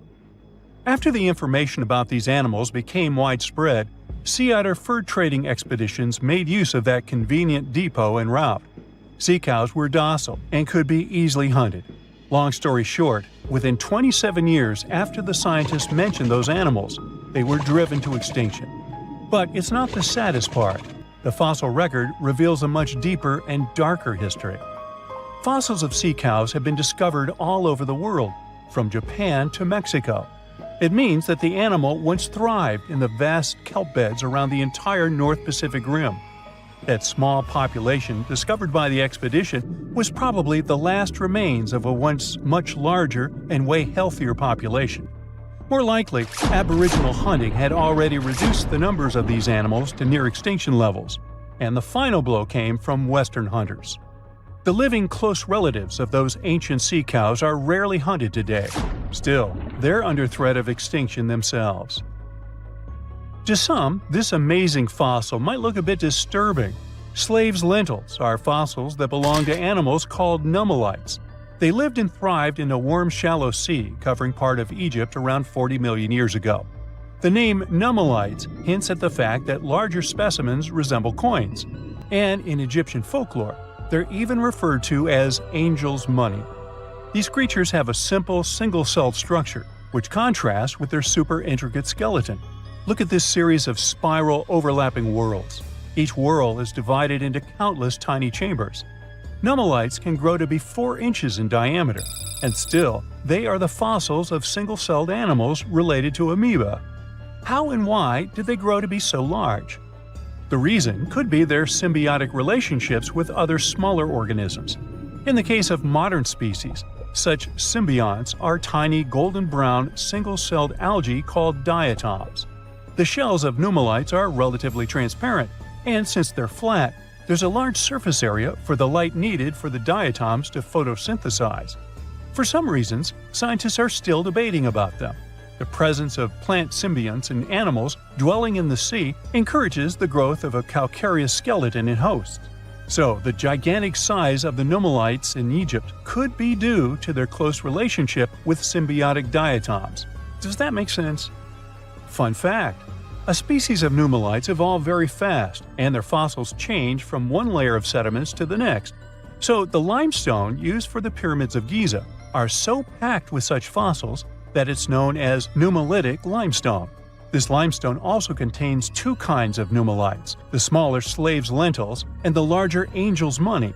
But those are not different species, but rather different stages in the life cycle of a single species. Now here's something. Baltic amber is one of the most common resins found in the world. The reason for this is that due to the vast forests of pine, their numerous deposits are so common, they provide wonderful treasures from long ago.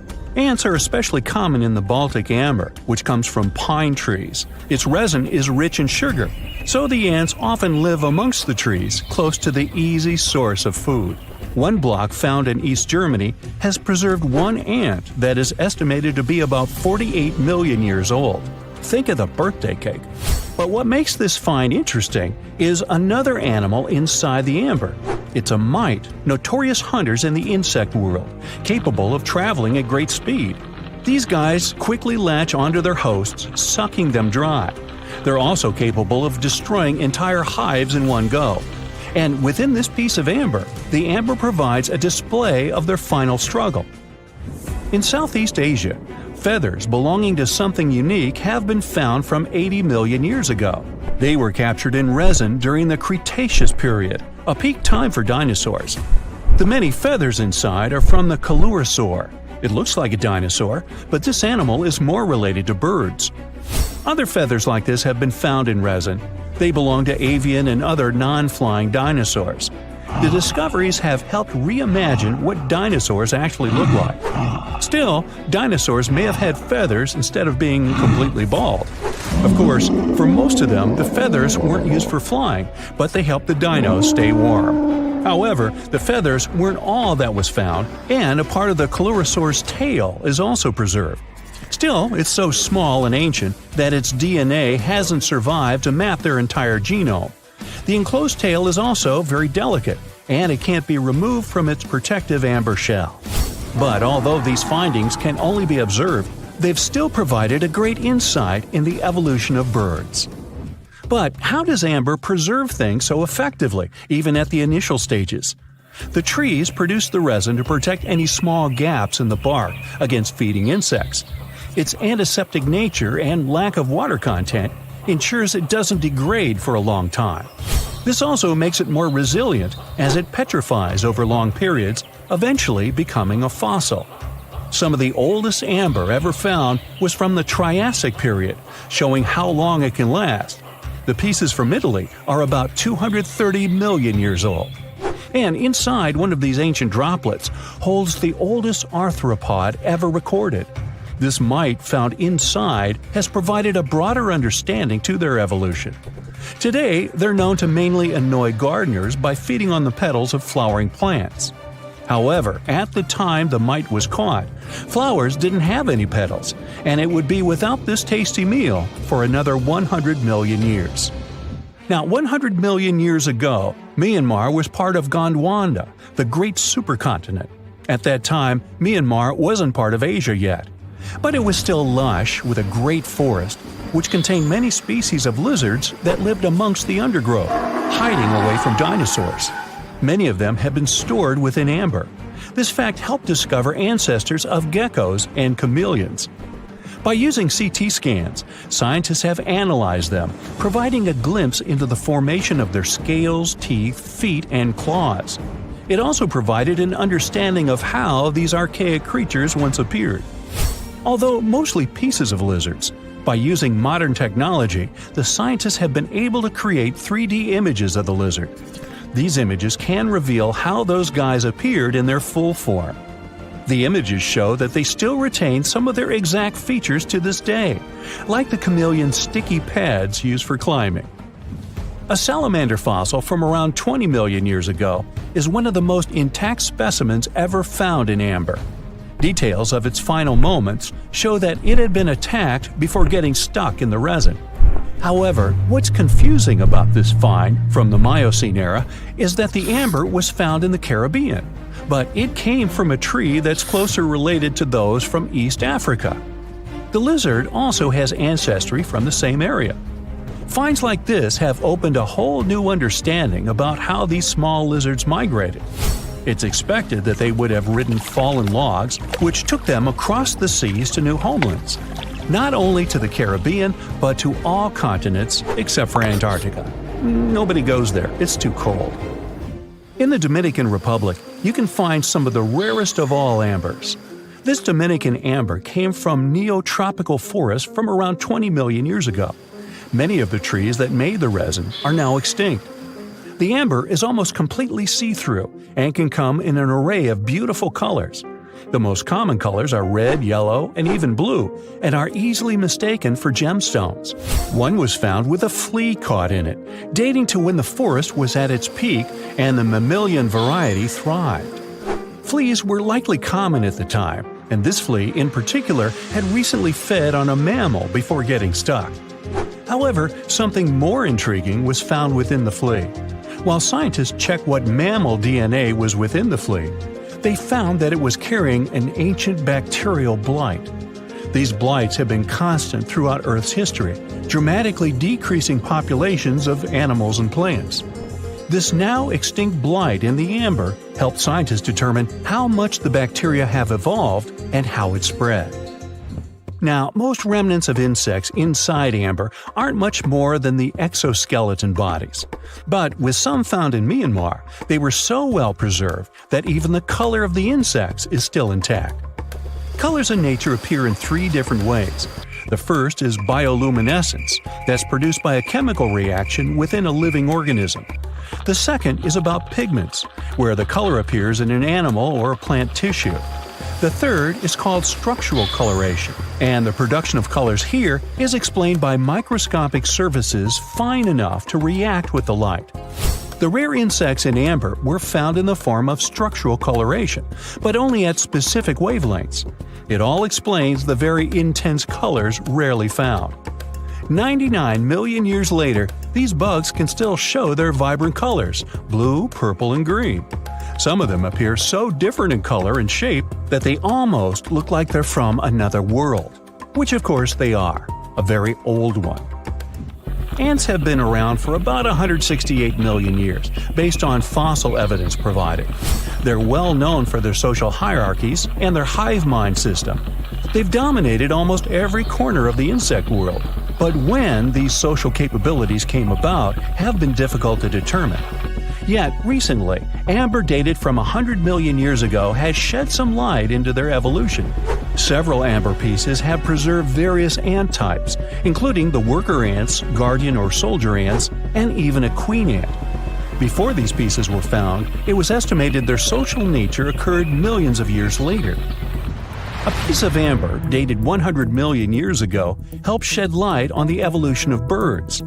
A perfectly preserved bird that hatched preserved in amber was already equipped with its flight feathers.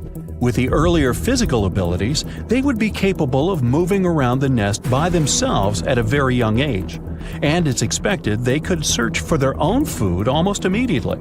But as birds continue to evolve and spend more time in the skies, their brain developed larger for their cognitive abilities. After hatching, their early development was then more focused on the brain, and the chicks slowly became more reliant on their parents over time. In Spain, a massive treasure trove of amber and other fossils has been found. Inside, there were remnants of an entire ecosystem that existed 110 million years ago. A bunch of individual fossils were found. The vast collection includes many types of insects, mollusks, arachnids, plants, 50 different dinosaur bone fragments, feathers, and hair from mammals, and a McDonald's burger wrapper. Nah, just kidding. With the abundance of findings, it's helped researchers understand the ancient terrestrial ecosystem that once existed. With loads of specific details of the environment, they've reconstructed the swamp. This way, it's now possible to experience what it was like in the world of dinosaurs. Look at those lush coniferous forests and tundra. What a wonderland. You may have mistakenly thought it's Canada, but it's not. It's Antarctica, about 34 million years ago. So what makes Antarctica this frigid today? It turns out a mix of dropping carbon dioxide levels and some tectonic shuffle played a huge role in transforming this ice-free paradise into the frozen continent we know now. About 50 million years ago, CO2 concentrations were sky high, strutting around at around 1,000 to 2,000 parts per million. But as those levels tumbled down, global temps started to drop, paving the way for the mighty ice sheets that later took over Antarctica. While the CO2 dive was happening, tectonic activity was also working its magic. The big split between South America and Antarctica opened up the Drake Passage, which created the Antarctic Circumpolar Current. This powerful current acted like a bouncer, keeping warm air and ocean currents from crashing the Antarctic party, and helping keep things rather frosty. If you mix up Australia and Antarctica, you're not that wrong. These two continents used to be one. If you mix up Austria and Australia, it's much worse. By the way, don't fall for the internet myths and memes. There's no help desk in Austria specifically for people who intended to fly to Australia. Now, look at this magnificent Australian pink beach. It's precious, and not in a figurative sense. Those mysterious pinkish sands are actually garnet, and it's widely used in jewelry. Geologists studied those sands and came to the conclusion that the garnet contained there is older than local mountains. That doesn't make sense, right? In fact, it does. You see, Australia didn't used to be this very detached continent as it is now. Many millions of years ago, Australia and Antarctica were part of the supercontinent Gondwana, and glacial erosion released the garnet, which eventually made its way to the beach. These sands formed when South Australia was flat and chill, long before the mountains appeared. Most garnet gets washed away, but this batch has a rich history, tracing back to glacial rocks in the Transantarctic Mountains. So this pink sand comes from an ancient mountain range hidden under Antarctic ice. Not only does Antarctica ice hide gems like garnet, if you look harder, you might find entire buildings. Sounds insane, but this is exactly what a British explorer did. His name is Chris Brown, and he uncovered an entire building beneath the ice. He was traveling to the pole of inaccessibility, and it all started with a bummer. Chris and his son had their plane broken. Suddenly, they spotted a lone bust peeking out of the snow. This place was an old meteorological station. Despite freezing conditions, Chris and his son Micah had a blast exploring. Chris is on a mission to conquer all 7 earthbound poles of inaccessibility and has tackled 5 so far. I guess you already know that Antarctica is the largest desert on Earth, much larger than the Sahara or the Gobi. Still, despite being the driest continent on Earth, it boasts a seriously weird waterfall. Nestled in the mesmerizing McMurdo Dry Valleys, it's 5 stories tall and looks like it's gushing blood. It's even called Blood Falls. It may look outlandish and even frightening, but its nature can be easily explained. The water that creates this crimson cascade was once a salty lake, but over time, it became sealed off from the outside world when glaciers formed on top of it. Now, this ancient water hanging out 1,300 feet below the surface has cranked up its salt levels to 3 times saltier than the ocean. This salt water is also loaded with iron and gets 0 oxygen or sunlight. When the iron-rich water trickles through a crack in the glacier and meets the air, it rusts up, turning dark red. You may have mistakenly heard that no bug species belongs to Antarctica, but it's not exactly true, because there's this tiny Antarctic midge living there. Plus, there are some spiders too. Those aren't your average spiders hanging out in the darkest corners of your apartment. Those are critters lurking in the chilly darkness of the Antarctic ocean floor. These little marine creepers are actually arthropods and can stretch around 20 inches across. As if that wasn't bizarre enough, they also breathe through little holes in their legs. Quick question. What's the color that you associate most with Antarctica? I'm sure it's white. That's my association too. However, Antarctica may look like a slice of watermelon. That colorful snow comes courtesy of a tough little algae called Chlamydomonas nivalis. When things start to warm up during the Antarctic summer, these little guys release their vibrant red and green spores, painting the snow in wild and funky colors. But it's best to steer clear because that snow is not just a pretty sight. It's also toxic and definitely not edible. Searching for fossils is always a blast, but when you're in one of the most remote spots on the planet, it gets even more exciting. A diverse team of scientists recently hit the mother lode, pulling in over a ton of fossils from ancient marine life, dinosaurs, and birds from the late Cretaceous period, about 71 million years ago. Their adventure kicked off with a flight to South America, followed by a 5-day trek through the infamous Drake Passage. Upon reaching Antarctica, they set up camp using helicopters and inflatable boats. You might be thinking, why dig in Antarctica with all that ice? Well, it turns out there are places where rocks pop up, depending on the season. The team went to James Ross Island, located in the Antarctic Peninsula, and they went there during February and March. And that's one of the few parts of Antarctica where in summer, rocks are exposed, and those rocks can come from the age of dinosaurs. The expedition was a success, as they discovered over a ton of remarkable finds. Next up, the fossils will head to Chile before making their way to Pittsburgh's Carnegie Museum of Natural History. Among their discoveries, they found relics dating back about 71 million years, alongside some around 67 million years old, including plenty of snails, clams, and various marine creatures. Yikes! Look at this creepy sea worm. It could live in LA and be a star in a horror movie, but it chooses to call the chilly waters of the Southern Ocean near Antarctica its home. These worms can grow up to 8 inches long and 4 inches wide, but don't let their spooky exterior trick you. Research suggests they might actually be superheroes in disguise, playing a vital role in keeping ecosystems buzzing. Now, see that head? It's not really a head, it's just a retractable throat that helps this toothy creature chow down on its meals.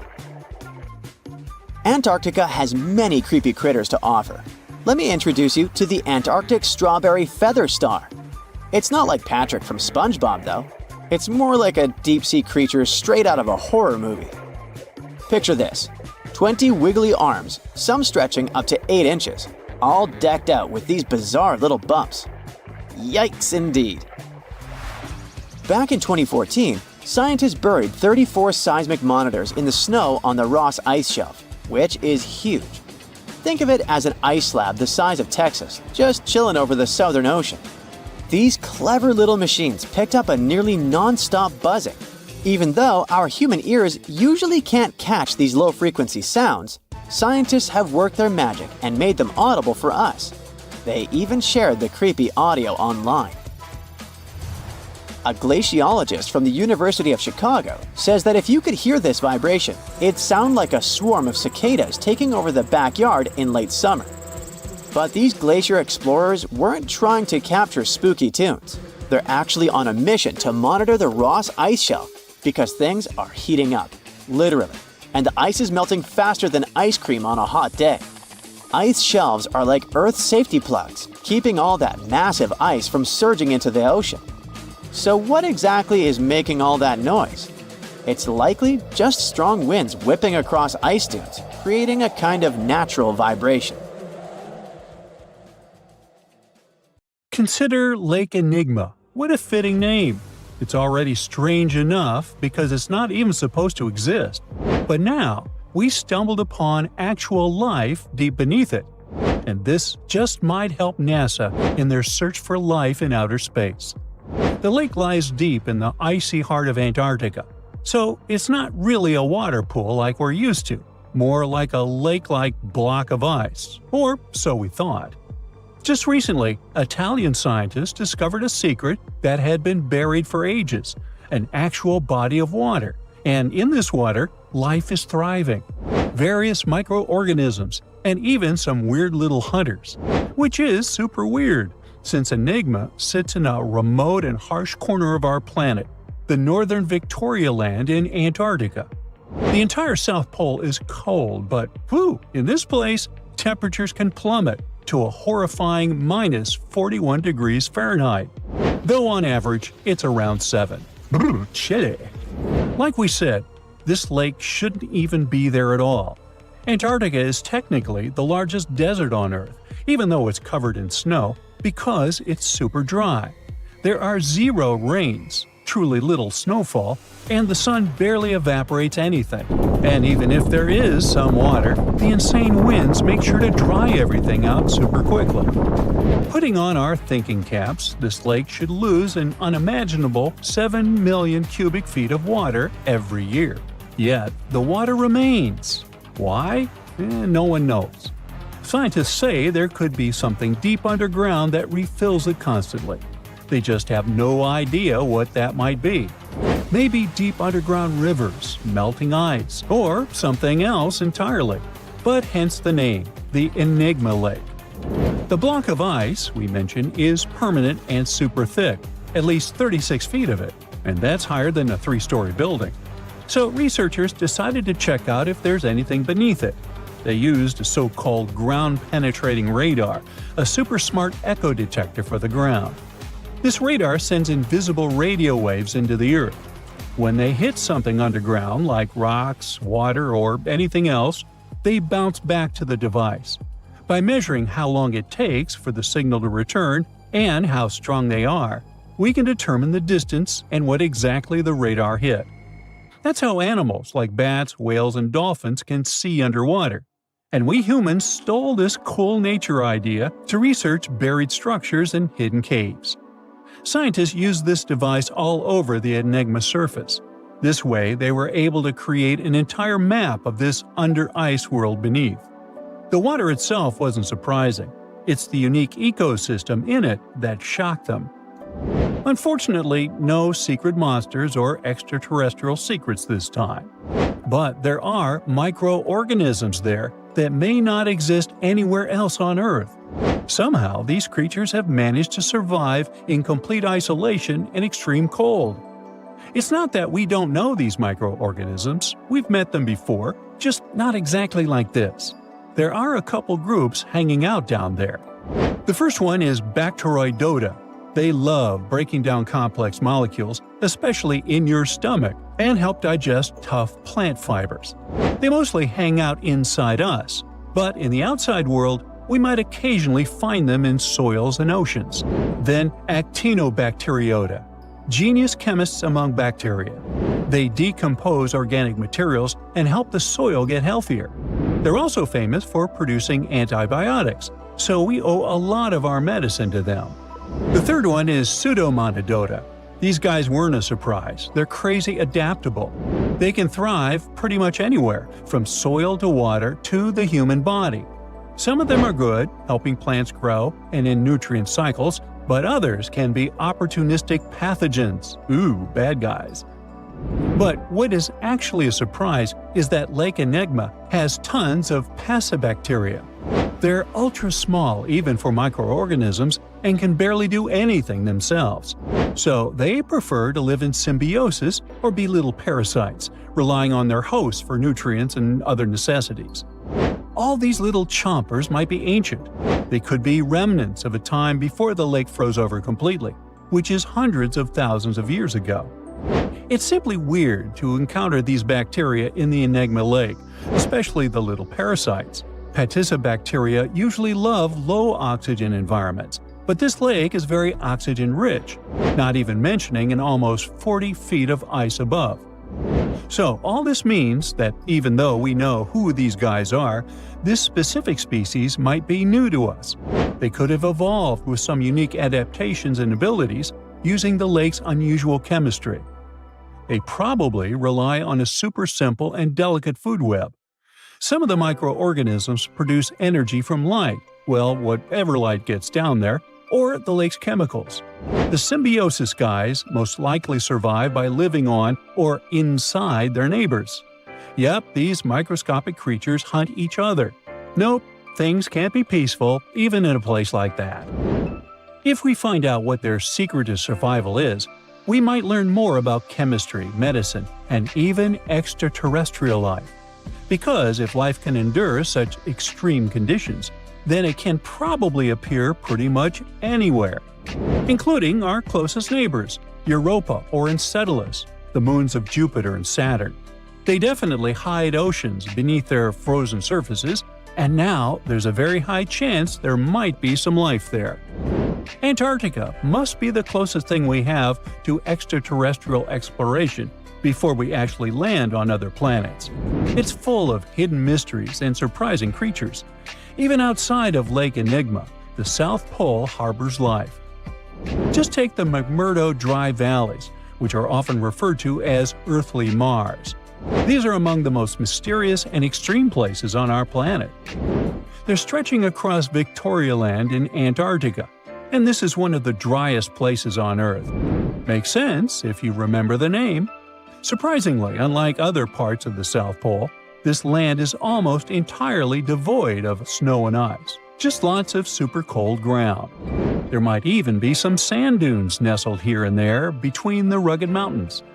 The ground is mostly covered in loose gravel, scattered with ancient rocks made of granite, and something interesting called gneiss, just spelled differently. It's the type of rock that's been through a lot, literally. It's usually born when granite and sedimentary rocks have to endure insane pressure or horrifying heat for a while, a process called metamorphism. These conditions are so intense that they literally rearrange the minerals into layers. That's why gneiss has such beautiful foliated looks. It's the planet's version of baking a layered cake. It's amazing because this place is almost exactly the way it was millions of years ago. These valleys are frozen in time, and they give us a little glimpse into Earth's distant past. And that includes life. Once again, local winds are absolutely terrifying gusts of cold air racing downhill, and they evaporate snow faster than it can even melt. So, logically, you shouldn't find much water here, not even mentioning life. But somehow, you can still stumble across frozen lakes and saline ponds in the dry valleys. And local life stretches all reason and our understanding of biology. It exists inside the rocks themselves. Microorganisms are hidden in slightly moist cracks and crevices. Deep inside, there's endolithic bacteria. These guys are super chill. Instead of moving around like other microorganisms, they always stay put inside their little rocky homes. How do they survive? Through photosynthesis. Just like plants, they take teeny tiny parts of light that gets in crevices and acts like little solar panels, getting energy from the sun. Meanwhile, in another place, beneath the Taylor Glacier, there's bacteria that literally doesn't eat anything. Not comfort, not sunlight, not even oxygen. These guys rely on a diet of dusty rocks and sulfur to fuel their weird metabolisms. By breaking down sulfur and iron, they get energy to sustain themselves. This way, they easily survive in deep seas at sub-freezing temperatures, completely cut off from sunlight, oxygen, and the world itself. This place is fascinating for both its life and the lack of it. In some parts of the valleys, like University Valley, yes, that's what it's called, the permafrost is so harsh that no microbes were found at all. This might be one of the only places on Earth where life appears to be completely absent, a quite scary idea. Anyway, now scientists are thinking about learning more about Lake Enigma and drilling this Mars-like environment, exactly for that reason, to see how we could get samples from Mars in the future. Antarctica wasn't always a frozen wasteland. A long time ago, it was full of life, and 56 million years ago, something terrifying stalked its jungles. A giant, flesh-eating bird. It was around 6 feet tall and weighed as much as a lion. For millions of years, nothing could challenge it, so why did it disappear? And could there be even bigger predators still hidden beneath the ice? Paleontologists found 2 massive claw bones in Antarctica, sharp, curved, and powerful, belonging to this bird. They were dug up from the Epresian-aged rocks of Seymour Island, which means they're around 40 to 50 million years old. Their shape left no doubt. These were the so-called terror birds. Their scientific name is Forus raceti, some of the most fearsome predators to ever walk the Earth. They were flightless and didn't even need wings. Instead, they could sprint at breakneck speeds, like ostriches from a nightmare. For millions of years, these birds ruled South America. But now, for the first time, their presence has been confirmed in Antarctica. No surprise here. Back then, South America and Antarctica were still connected, allowing animals to easily commute between continents. So these birds probably migrated south to adapt to life on Antarctica's prehistoric landmass. It didn't just survive here, it thrived. But at some point, this nightmare of an animal vanished. Why? Most likely because of the temperature changes. Antarctica was cooling, slowly turning into the frozen wasteland we know today. Its prey may have declined, leaving the predator without enough food. Eventually, it disappeared, leaving no descendants behind. Researchers hope that they'll find a complete skeleton eventually. They're also wondering where there might be even bigger species waiting to be discovered. Perhaps these birds evolved into a completely new Antarctic lineage. But for now, all we have are 2 giant, creepy claws. People often think that there are almost no animals or plants in Antarctica. But that's not true at all. Penguins waddle around, and forget the cute tiny ones. Antarctica used to have 6-foot-tall monsters. The emperor penguins are the largest penguin species alive today. They can dive over 1,800 feet deep and hold their breath for over 20 minutes. There were giant ancient penguins around 38 million years ago. They were the size of humans. Fossils show they had long, sharp beaks, making them terrifying hunters of fish and squid. The fish there are also absolutely fascinating. Forget giant squids. Colossal squids are nightmares even bigger. Some reach over 40 feet long with massive, super sharp beaks and eyes the size of dinner plates. Finally, orcas, the apex predators of the Antarctic Ocean. They hunt in packs, working together like a wolf pack of the sea to take down seals, fish, and even massive whales. There are even tiny plants like moss and algae. Antarctic hairgrass and pearlwort. They somehow survive against all odds. There are many other myths going on about Antarctica. For example, some people think that when icebergs break off from glaciers, they immediately start drifting straight into the open ocean until they melt. But the reality is way more chaotic. First, when an iceberg breaks off from a glacier or ice shelf, it has to deal with underwater obstacles. it can stay stuck on the seafloor for decades without moving. Then they get caught in powerful whirlpools and spin in place for months. One iceberg, a 23A, spent nearly 40 years frozen in place before finally breaking free, only to get caught in a swirling ocean vortex for another 8 months.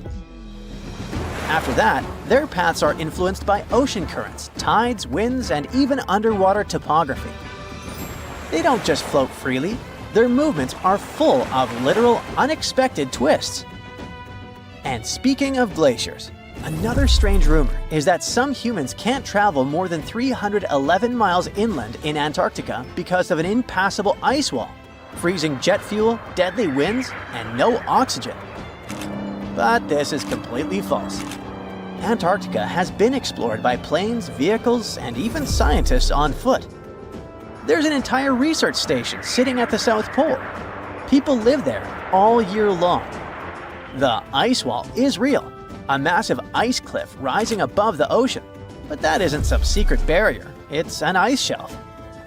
These are thick slabs of ice that form when glaciers slowly flow off the land and spread over the ocean. Almost 3/4 of Antarctica's coastline is made up of them, but they don't form some giant ring around the world. Antarctica is one of the most extreme places on Earth, but we've conquered its challenges and we keep learning more about it every year. That's why every year, millions of dollars are poured into keeping research stations running, protecting wildlife, and making sure the people who live there have everything they need. But where does all this money go? Well, Antarctica stations are basically small cities. There's electricity, heating, water purification, food storage, and medical facilities. The biggest station, McMurdo, is basically a town with over 1,000 people in summer. It has everything from a fire station to a gym. The South Pole Station is super deep inland, so it's one of the hardest places to supply. Getting food and fuel there requires airplanes flying thousands of miles in extreme cold. But the internet loves a good mystery. When Google Maps revealed what looked like a massive doorway in Antarctica, conspiracy theorists went wild. People joked about everything from Bigfoot's vacation home to a secret base, or even a Star Trek spaceship hangar hidden in the ice. But there's a way simpler and less exciting explanation. It's actually a grounded iceberg, a chunk of ice that got stuck in shallow water and is now slowly melting. As ice moves across the landscape, it flows around bumps and obstacles, creating odd shapes. The process of melting, breaking apart, and refreezing can carve ice into unexpected forms.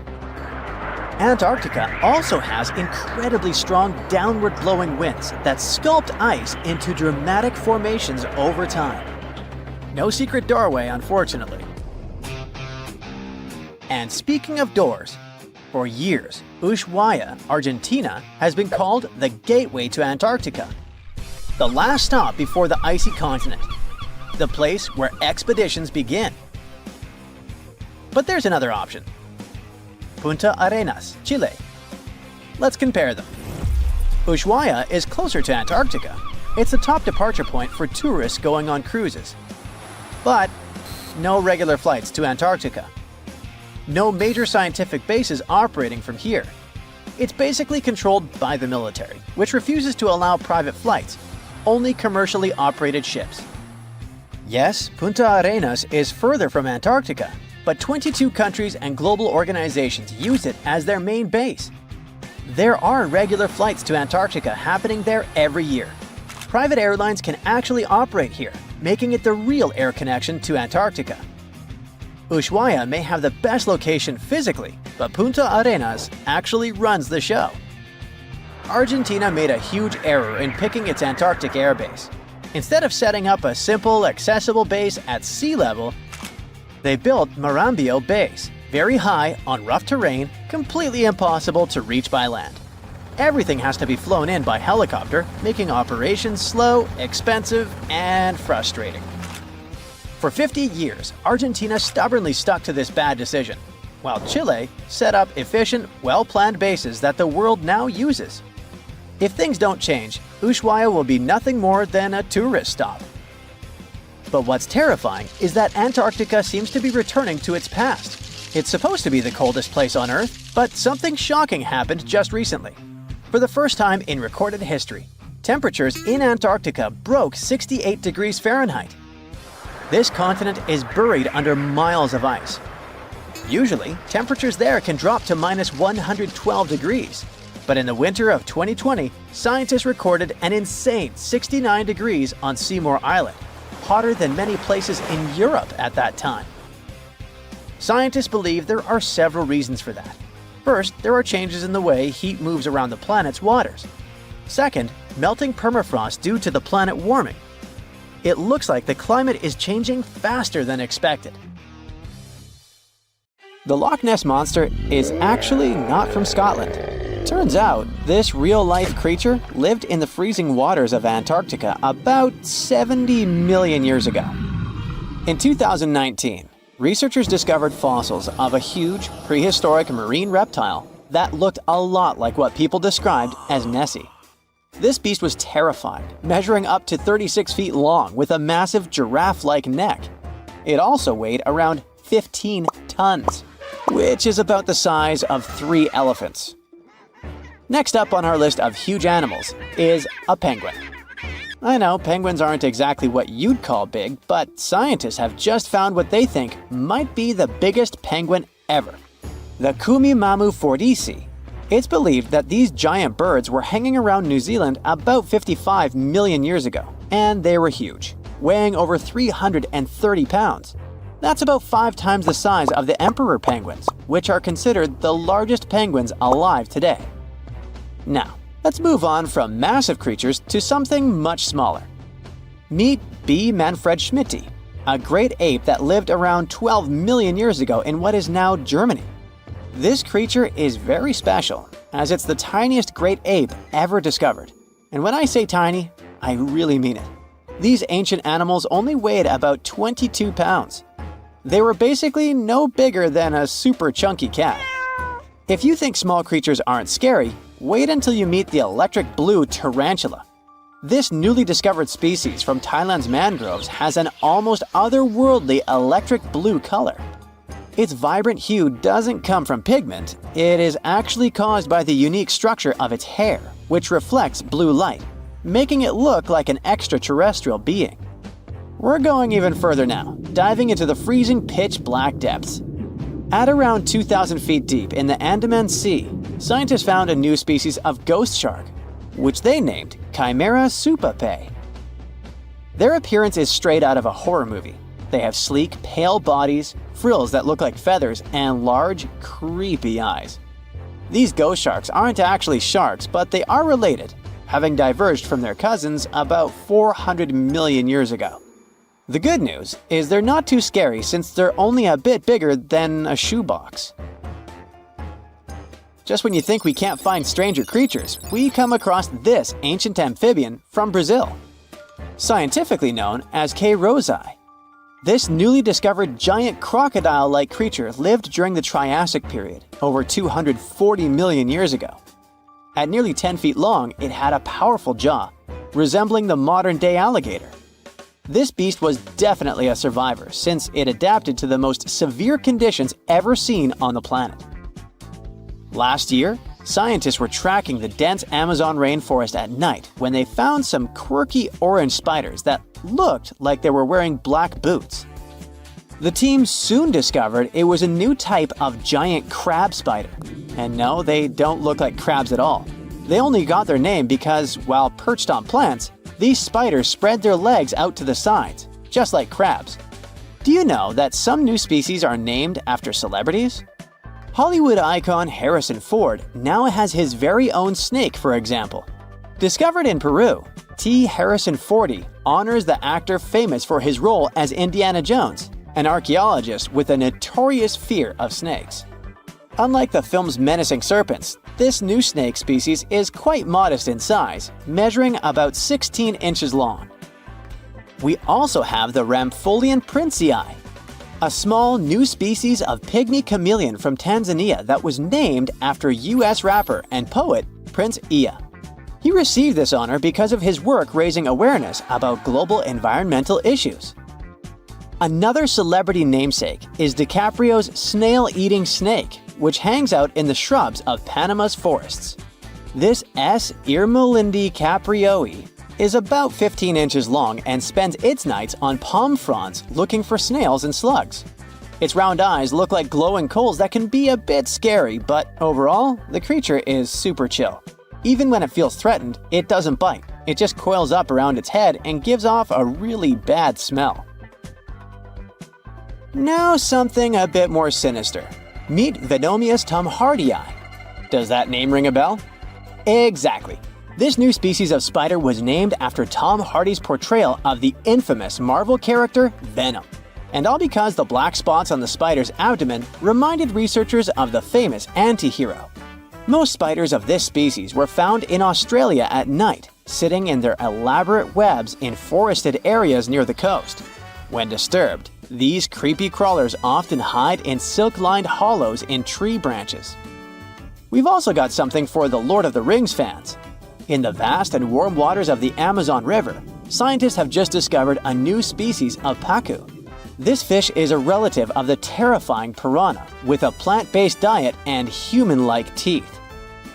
It was named Myloplus sauron because of a bold vertical black mark on its side, which reminded researchers of the fiery eye symbol of the villain Sauron from Tolkien's epic saga. Wait, is that a tanned capybara or a wild dog? Well, actually, it's neither. This is a newly discovered dwarf deer. This tiny creature, about the size of a basset hound, scurries through the forests of Peru. The combo of large eyes, stocky body, and short legs makes this animal simply adorable. This cute little deer is the complete opposite of what we've got coming up next. This bizarre-looking creature is what we believe the beast of 5 teeth might have looked like. Its fossils, found in Chilean Patagonia, showed that it lived during the age of dinosaurs, about 72 million years ago. This finding is just another piece of evidence that mammals had been roaming around that part of South America much earlier than we thought. Moving from the forests of South America to the deserts of Australia, we come across a sand dragon lizard, known scientifically as Cteniferus tayacalpa. With its sandy color and long, lean body, this lizard looks like it could star in a Dune movie. Discovered last year, this sand dragon lizard blends in perfectly with the hot sands of the Great Victoria Desert in southern Australia. For over 10 years, a large-eyed creature managed to hide from scientists who ventured into the mountains of southwestern China. But not this time.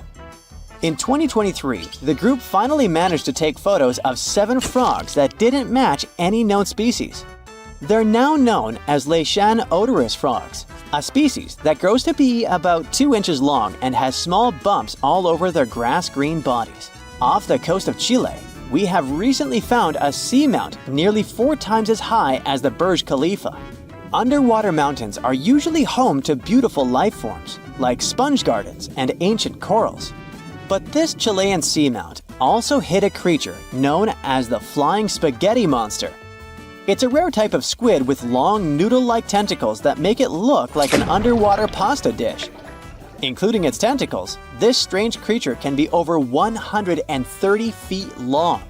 Recently, scientists were diving into the cold waters of the Antarctic Peninsula when they thought they had found an ordinary dragonfish swimming by. But there was something unusual about this one. It turned out that this fish had 2 darker vertical stripes along its slender body. That's when they realized they were looking at a new species, the banded dragonfish. From bizarre sea creatures to a cute one. In 2017, locals were diving near Kume Island in Japan when they found the skeleton panda sea squirt. This deep-sea oddity quickly won people over with its look because its black spots actually resemble a panda bear's eyes and ears. At least if you have a good imagination. This unusual creature filters water to catch its food, and is yet another reminder of the ocean's hidden wonders. The Meg, aka Megalodon, roamed the oceans long after dinosaurs were wiped out by the Great Meteorite.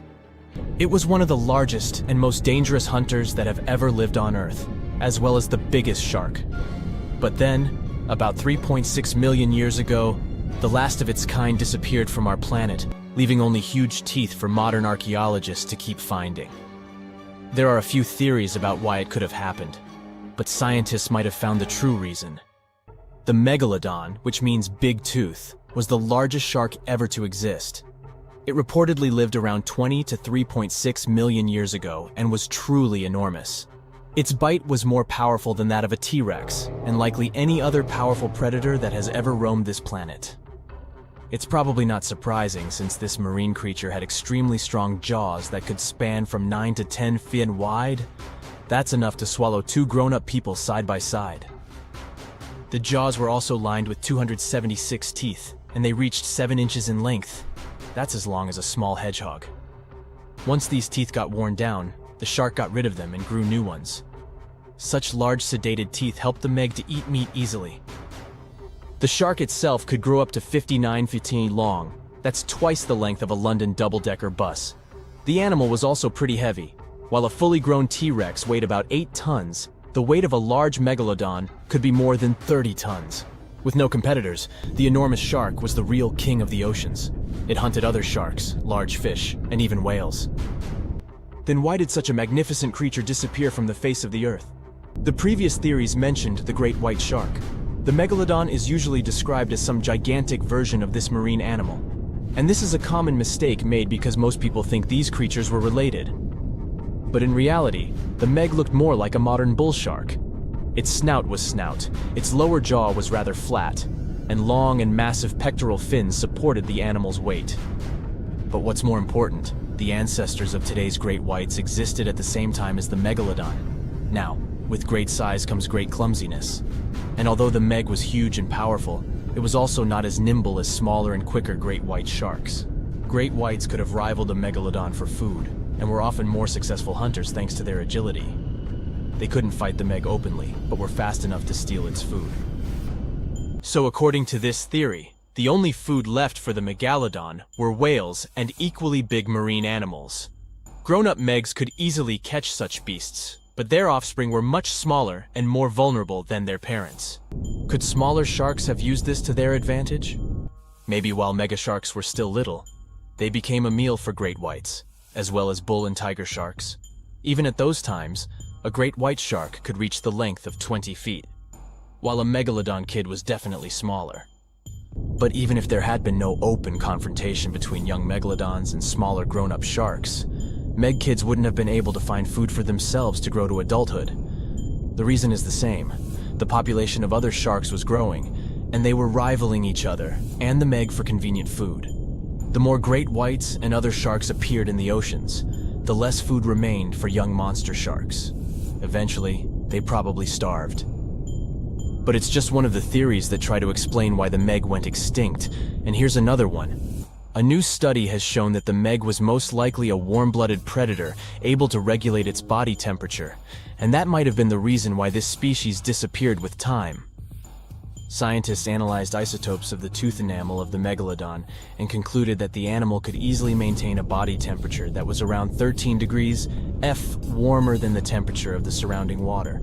Such a temperature difference is much greater than what other sharks living at the same time as the Meg had, and it's large enough for the ancient predator to be classified as warm-blooded. These days, most fish are cold-blooded. Their body temperature is the same as the surrounding water, but some sharks, like mackerel sharks, keep the temperature of all parts of their bodies a bit warmer than the surrounding water. But it doesn't make them completely warm-blooded because they simply store heat generated by their muscles. And in mammals, body temperature is regulated by a special region of the brain called the hypothalamus. Anyway, the Meg's warmer body allowed the animal to move faster, deal with cold water better, and spread out all over the world. But eventually, it might have led to a disaster. The megalodon lived during the Pliocene epoch, pronunciation. It began approximately 5.3 million years ago and finished 2.5 million years ago. During that period, global cooling occurred. It also caused the changes in sea level, which the megalodon probably didn't survive. The main problem for the predator was to maintain an energy level allowing its body temperature to remain elevated. But to do it, the animal had to eat a lot, and I mean it. But it was a challenging task in a time of changing marine ecosystems and while competing with newcomers, such as the great white shark. If this theory is true, then the amount of energy the Meg had to use to remain warm could have contributed to its extinction. This new information is very important to us. It shows that many marine predators in modern oceans might be experiencing the effects of ongoing climate change too. By the way, have you heard that there have been several cases when people were sure they had seen the Meg? Or at least some similar extremely large monsters. And these sightings happened relatively recently. For example, in July 1916, the New Jersey coast of the US was terrified by a series of shark attacks. They happened during an oppressive heat wave when hundreds of beachgoers tried to find shelter from the heat near the water. People described the culprit that had caused all that havoc as a giant shark, much bigger than any regular one.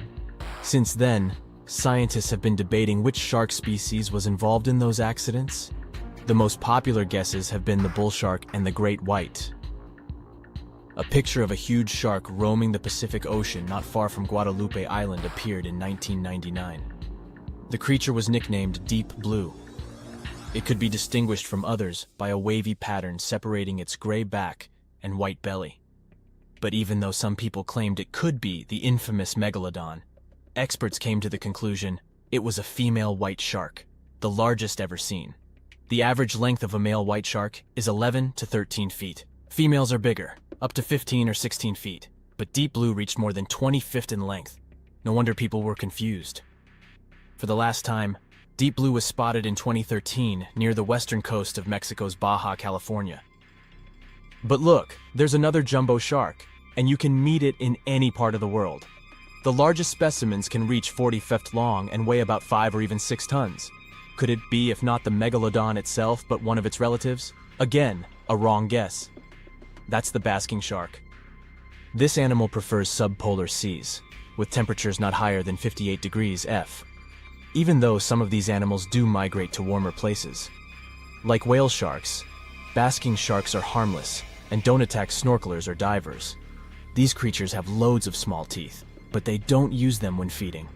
Instead, they swim with their huge mouths open and swallow plankton. A grown-up basking shark can filter nearly 2,000 tons of water per hour.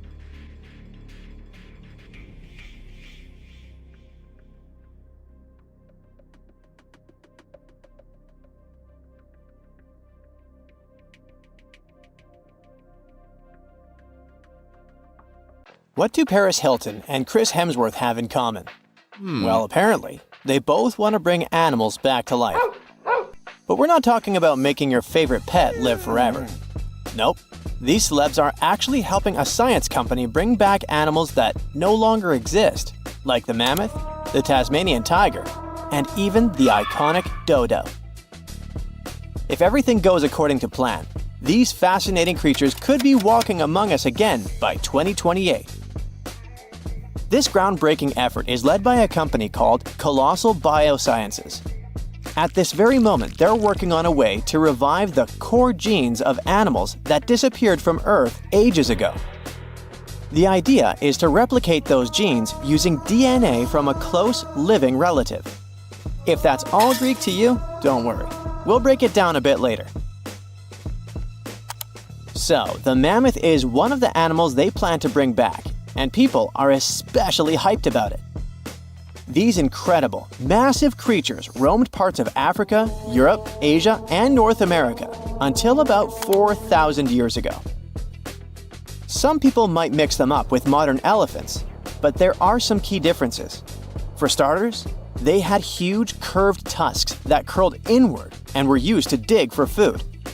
They also adapted to survive in freezing climates, like having 2 layers of thick fur to keep their blood warm. But mammoths and elephants do have a lot in common. The woolly mammoth shares 99.5% of its genes with its closest relative, the Asian elephant. That's huge because it means that mammoths are genetically closer to Asian elephants than Asian elephants are to African elephants, for example. The company's bold plan is to create a living, walking elephant-mammoth hybrid that looks just like the ones that used to roam the planet. This animal will look like, walk like, and even sound like a woolly mammoth, but most importantly, it'll be able to live in the same ecosystem that the mammoth left behind. If the scientists succeed in bringing back enough of these creatures, One of their big goals is to help restore the Arctic tundra ecosystem. But how do they actually plan to create the mammoth? Here's their plan. First, they need to find well-preserved samples of woolly mammoths in places like Alaska, for example. Then they'll need to sequence the mammoth's genome and the genome of its closest relative, the Asian elephant. The next step is to identify the important genes that made the woolly mammoth perfectly adapted to cold temperatures, like its shaggy hair, curved tusks, and dome-shaped cranium.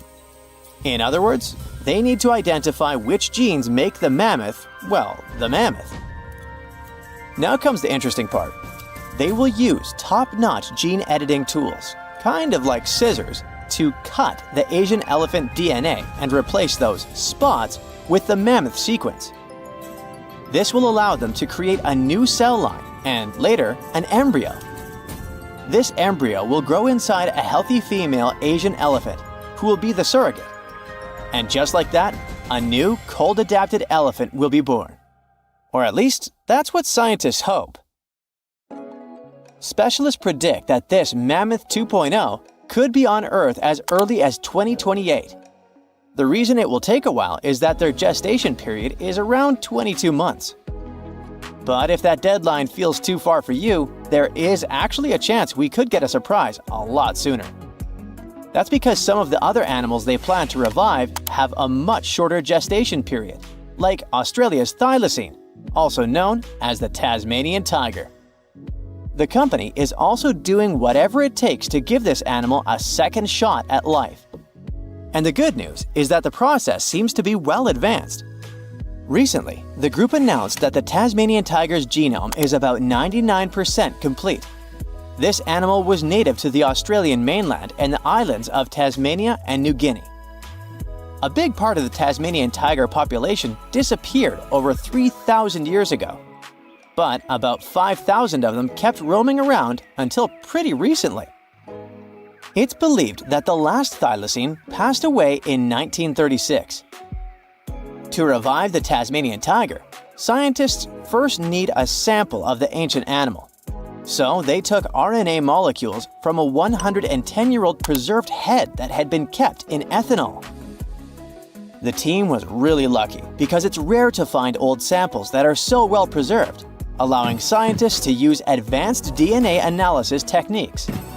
And by that, I mean they did a full, complete analysis. By studying RNA samples from important tissue areas like the tongue, nasal cavity, brain, and eyes, experts were able to learn a bunch of interesting things about the Tasmanian tiger. They could figure out how its brain worked, and also what this beast could smell, see, and taste. By the way, these semi-nocturnal animals had a special appetite for small rodents, lizards, and birds. After finding the perfect sample, the process of reviving it will be pretty much the same as with the mammoth, but with an elephant as a DNA donor, of course. In the case of the Tasmanian tiger, its closest living relative is a small marsupial called the fat-tailed dunnart. Even though this animal is small, it is a ferocious carnivore. So experts believe the whole DNA editing process will work just fine with its sequence. Their goal is to turn a fat-tailed dunnart cell into a thylacine cell. To accomplish that, they did more than 300 unique genetic changes into a dunnart cell. So there is no doubt they're pushing all the boundaries to make the dream of reviving animals a reality. This project also plans to revive the iconic dodo. You know, that funny-looking bird from the paradisiacal island of Mauritius in the Indian Ocean? And here, things get a little trickier, since we don't know much about this creature, which has origins that go back about 23 million years. Basically, the only clues we have about what dodos looked like when they were alive come from a handful of drawings, paintings, and written descriptions from the 17th century. But since those pictures are all pretty different from each other, and only a few of them were based on real, live dodos, we're still not 100% sure what they actually looked like. And as for how they behaved, well, we don't know much about that either. That's why reviving this long-absent legend will be super interesting and really enlightening. The sample they used to extract an old dodo genome came from a skull in the collection of the Natural History Museum of Denmark. And the dodo's closest living relative, which will provide the host cells, is the Nicobar pigeon, a gray bird with colorful features found in the Andaman and Nicobar Islands in India. If everything goes smoothly, in a couple of years, we might see the fabulous and iconic dodo with our own eyes. Reviving animals might sound impossible, but science and technology together can be a real game changer, not only by protecting today's animals, but also by restoring species that disappeared from the planet long ago. Actually, we've already pulled this off. A wild goat called the bucardo, also known as the Pyrenean ibex, went extinct in the year 2000. But 3 years later, scientists managed to bring it back to life, using a method pretty similar to what we've talked about in this video. It took 57 tries, but one of them finally worked, and a bucardo clone was born. Unfortunately, the animal only lived for 10 minutes. You might think that wasn't a success, but it was actually a huge step forward in the whole animal revival field. Now, specialists can only hope the project to bring back the dodo, the mammoth, and the Tasmanian tiger go a bit better.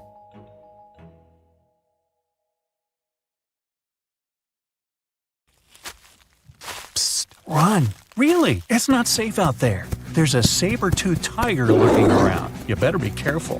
What are you doing? Don't peek. Okay, just one little peek. How's this possible, you ask? That's because you're in virtual reality, of course. These cool but very dangerous-looking big cats were alive during the last ice age.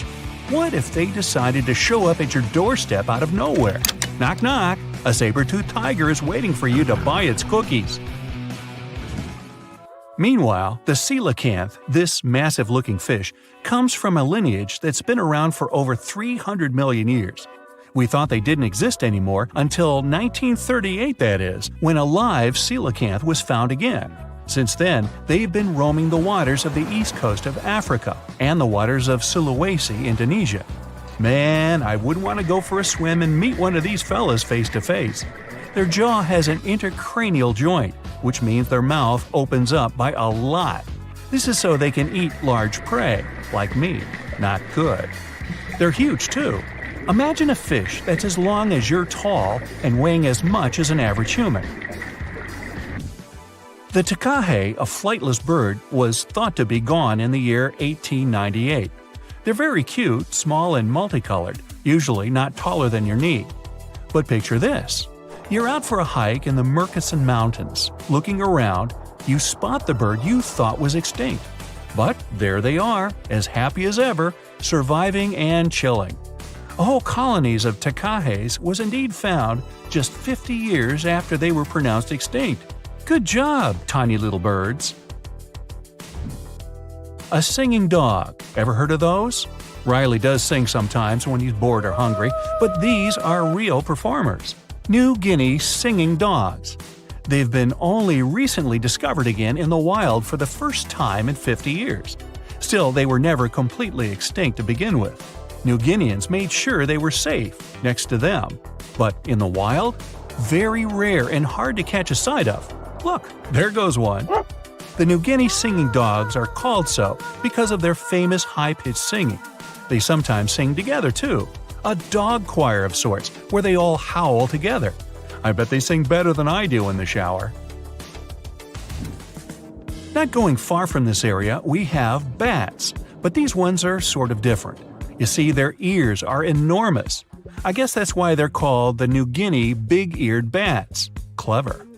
The species was found again when one of them was accidentally caught in a bat trap. Until then, I guess they were playing hide-and-seek with us, because up till 1890, they had been thought to be gone. They're still not out of the danger zone because of habitat loss. Imagine you discover a fossil of a species you thought had been extinct for a long time, yet 2 years later, a whole living group of said species is found. Well, this is exactly what happened in 1977 with the Majorcan midwife toad. It's sort of brownish in color with darker brown that makes up its skin spots. other than that, it's just a small toad with googly eyes. The group of live toads was found close to where the fossil was, on the island of Majorca. There aren't many of them left, about 500 in fact, and as of right now, they're declared vulnerable by the International Union for Conservation of Nature. Now, are you a fan of tortoises? You will be when you take a look at this huge beauty. It's called the Ferdinanda Island Galapagos tortoise.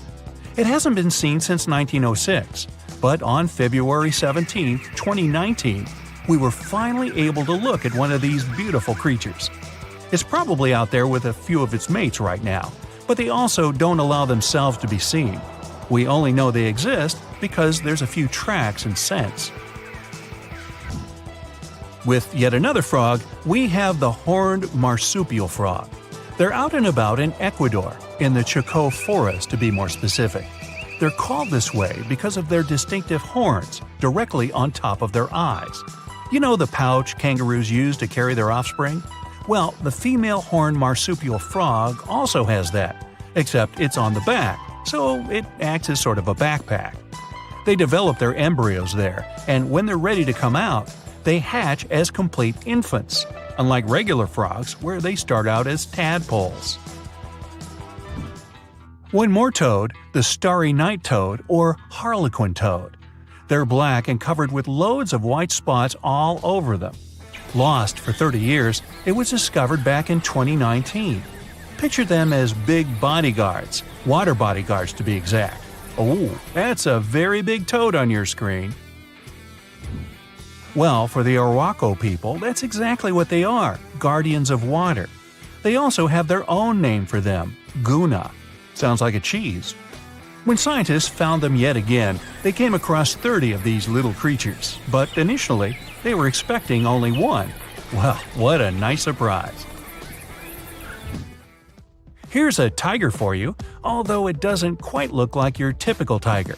It's called the Tasmanian tiger, and it seemingly disappeared since 1936. But then, out of nowhere, people started seeing them out there in the wild just 5 years ago in 2016. They sort of resemble dogs more than tigers, or a fox maybe. Just take a look at its muzzle. Maybe even a mix of both. Then, a few others started popping up too.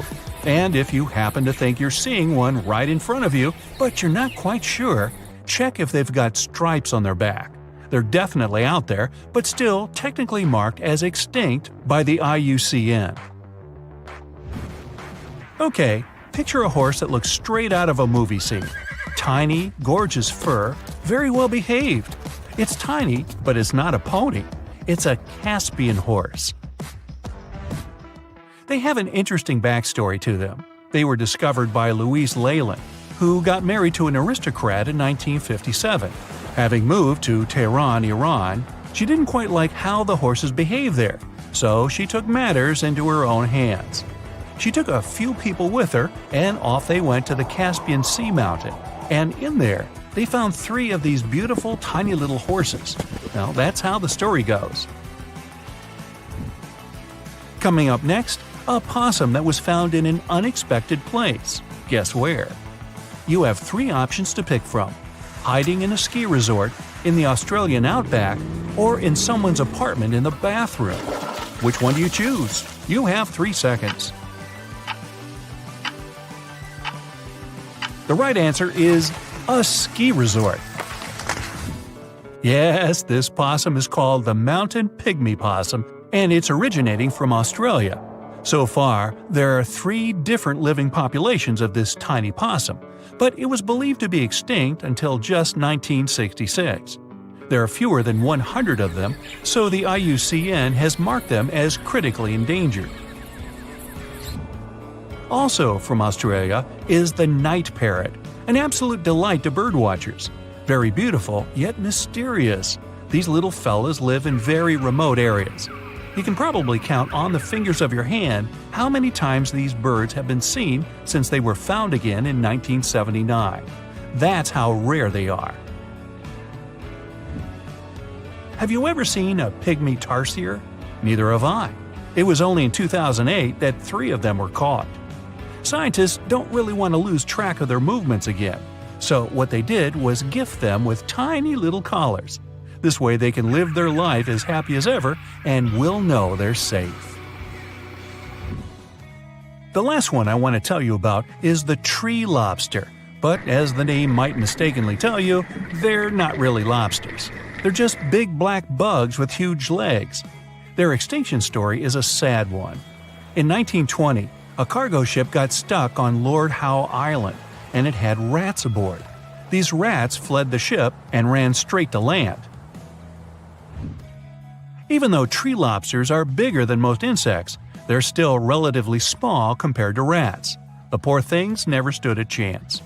Still, in 2004, life shone again for these distinct critters.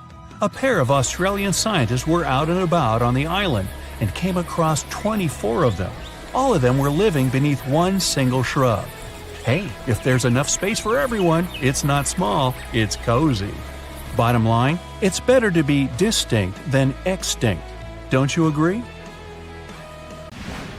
Now, you can't find living dinosaurs nowadays, which is a good thing, mostly, but you can still meet some creatures that might have gone to lunch with them.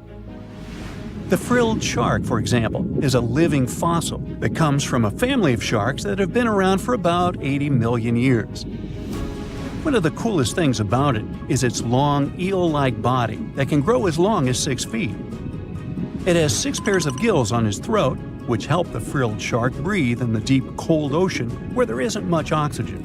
The shark can move very quickly, like a snake, to catch its prey when it least expects it.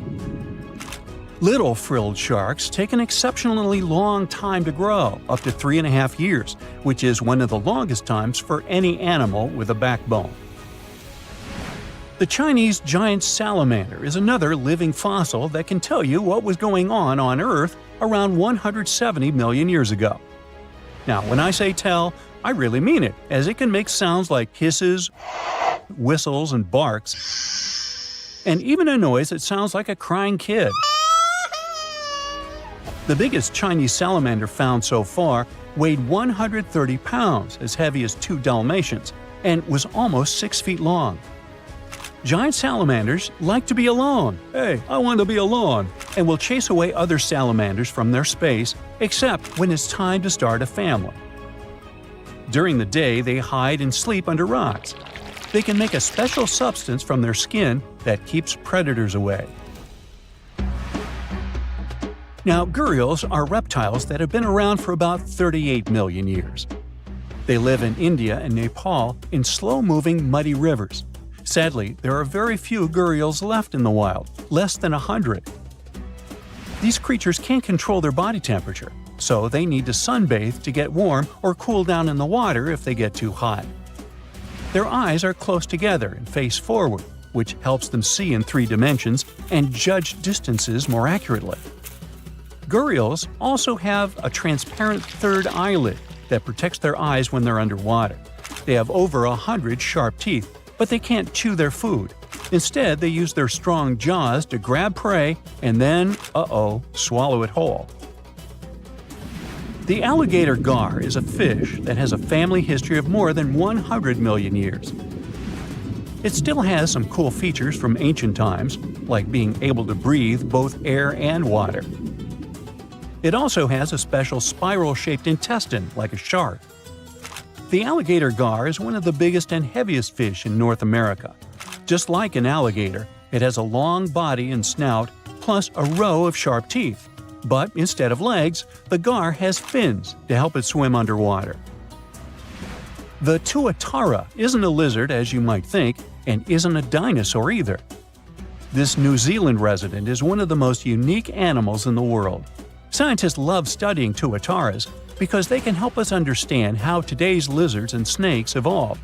One of the coolest things about the tuatara is its third eye, called a parietal eye, on its head. It has its own lens, retina, and a nerve that connects it to the brain. Scientists think it might help the tuatara know when it's light or dark outside and absorb sunlight to make vitamin D or help them keep their body temperature exactly right. Tuataras can live an extraordinarily long time, up to 100 years. Cassowaries are the youngsters on our list, as they've been around for only 60 million years. They have some things in common with dinosaurs, like their three-toed feet and how they breathe. Cassowaries love to eat fruit, lots and lots of fruit. This love of fruit helps the rainforest because when cassowaries eat the fruit, their bodies don't harm the seeds inside. As they move around the forest, they spread these seeds, you can guess how, with their own natural fertilizer, helping new plants grow. Cassowaries are big birds, about 6 feet tall and weigh over 100 pounds. They have a special claw on each foot that is 5 inches long, and they can use it to kick real fast. If they feel threatened, they can charge, kick, and even jump on someone. They can also leap up to 5 feet in the air. So, the best thing to do is stay far, far away from where they live. The order Notostraca is a group of crustaceans that you may know as tadpole shrimp or shield shrimps. These animals have been around for about 360 million years. They have a wide, flat shell that covers their head, and they have a pair of eyes on top. These creatures can be found all over the world in different kinds of water, like freshwater, brackish water, and even salty pools. They can also look different depending on where they live. Notostracans aren't picky eaters and can snack on pretty much anything, from plants to small animals and other shrimps. Some of them are considered pests in places like California rice paddies because they stir up the mud, which blocks sunlight from reaching the young rice plants. Sturgeons are some of the largest fish species on the planet. They live only in the cool waters of the northern hemisphere and never travel below the equator. Even though they are huge, sturgeons don't have teeth. They eat by sucking food off the bottom of rivers, gulfs, lakes, and oceans. Scientists believe that sturgeons came from a group of fish that first appeared around 419 million years ago, long before dinosaurs even existed. Their ancestors survived a big extinction event that wiped out 90% of all species and went on to become the largest fish in many rivers in North America and Eurasia. Sturgeons can live up to 100 years old or even older. Female sturgeons can lay up to 3 million eggs at a time, but not all of the eggs eventually turn into real fish. Our next hero, the Pacific lamprey, has successfully lived through at least 4 mass extinctions. Its ancient ancestors evolved over 450 million years ago. These creatures have cartilage instead of bones and a third eye, which is a special light-sensing organ on top of their heads. Instead of a regular jaw, they have a mouth surrounded by teeth. They latch onto prey and sup up body fluids like real underwater vampires. And although he wasn't living underwater, the story goes that King Henry I of England might have lost his life because of a lamprey. The English monarch loved this fish so much that he defied doctors' orders to stop eating its flesh. He got sick every time he'd have it, but the lack of bones and the unusual taste made the royal fall in love with it. As a result, he got some scary symptoms from eating lamprey and eventually passed away. Can you say clueless? The elephant fish, also called the Australian ghost shark, has been on Earth for around 400 million years. Even though they're related to sharks, they aren't actually sharks. Instead of bones, their bodies are made entirely of cartilage. These fish have a special shiny tissue in their eyes that can make their eyes look like they change color from yellow to green. Elephant fish can be pretty tough and will fight back if they feel threatened. They like to be alone and usually don't hang out with other fish. Horseshoe crabs also deserve the title of survival champs, as they've been around even before dinosaurs, since 450 million years ago. 4 species are still roaming the ocean from Maine all the way to Mexico. Horseshoe crabs are more like spiders than ticks than they are like real crabs. They have 9 eyes, plus extra light sensors near their tails so they can see really well. They breathe underwater using flap-like gills near their belly, and sometimes they use these gills to swim upside down. Every spring, when the tide is high, these creatures come up to the beach at night to mate and lay their eggs, and you can see hundreds of thousands of them.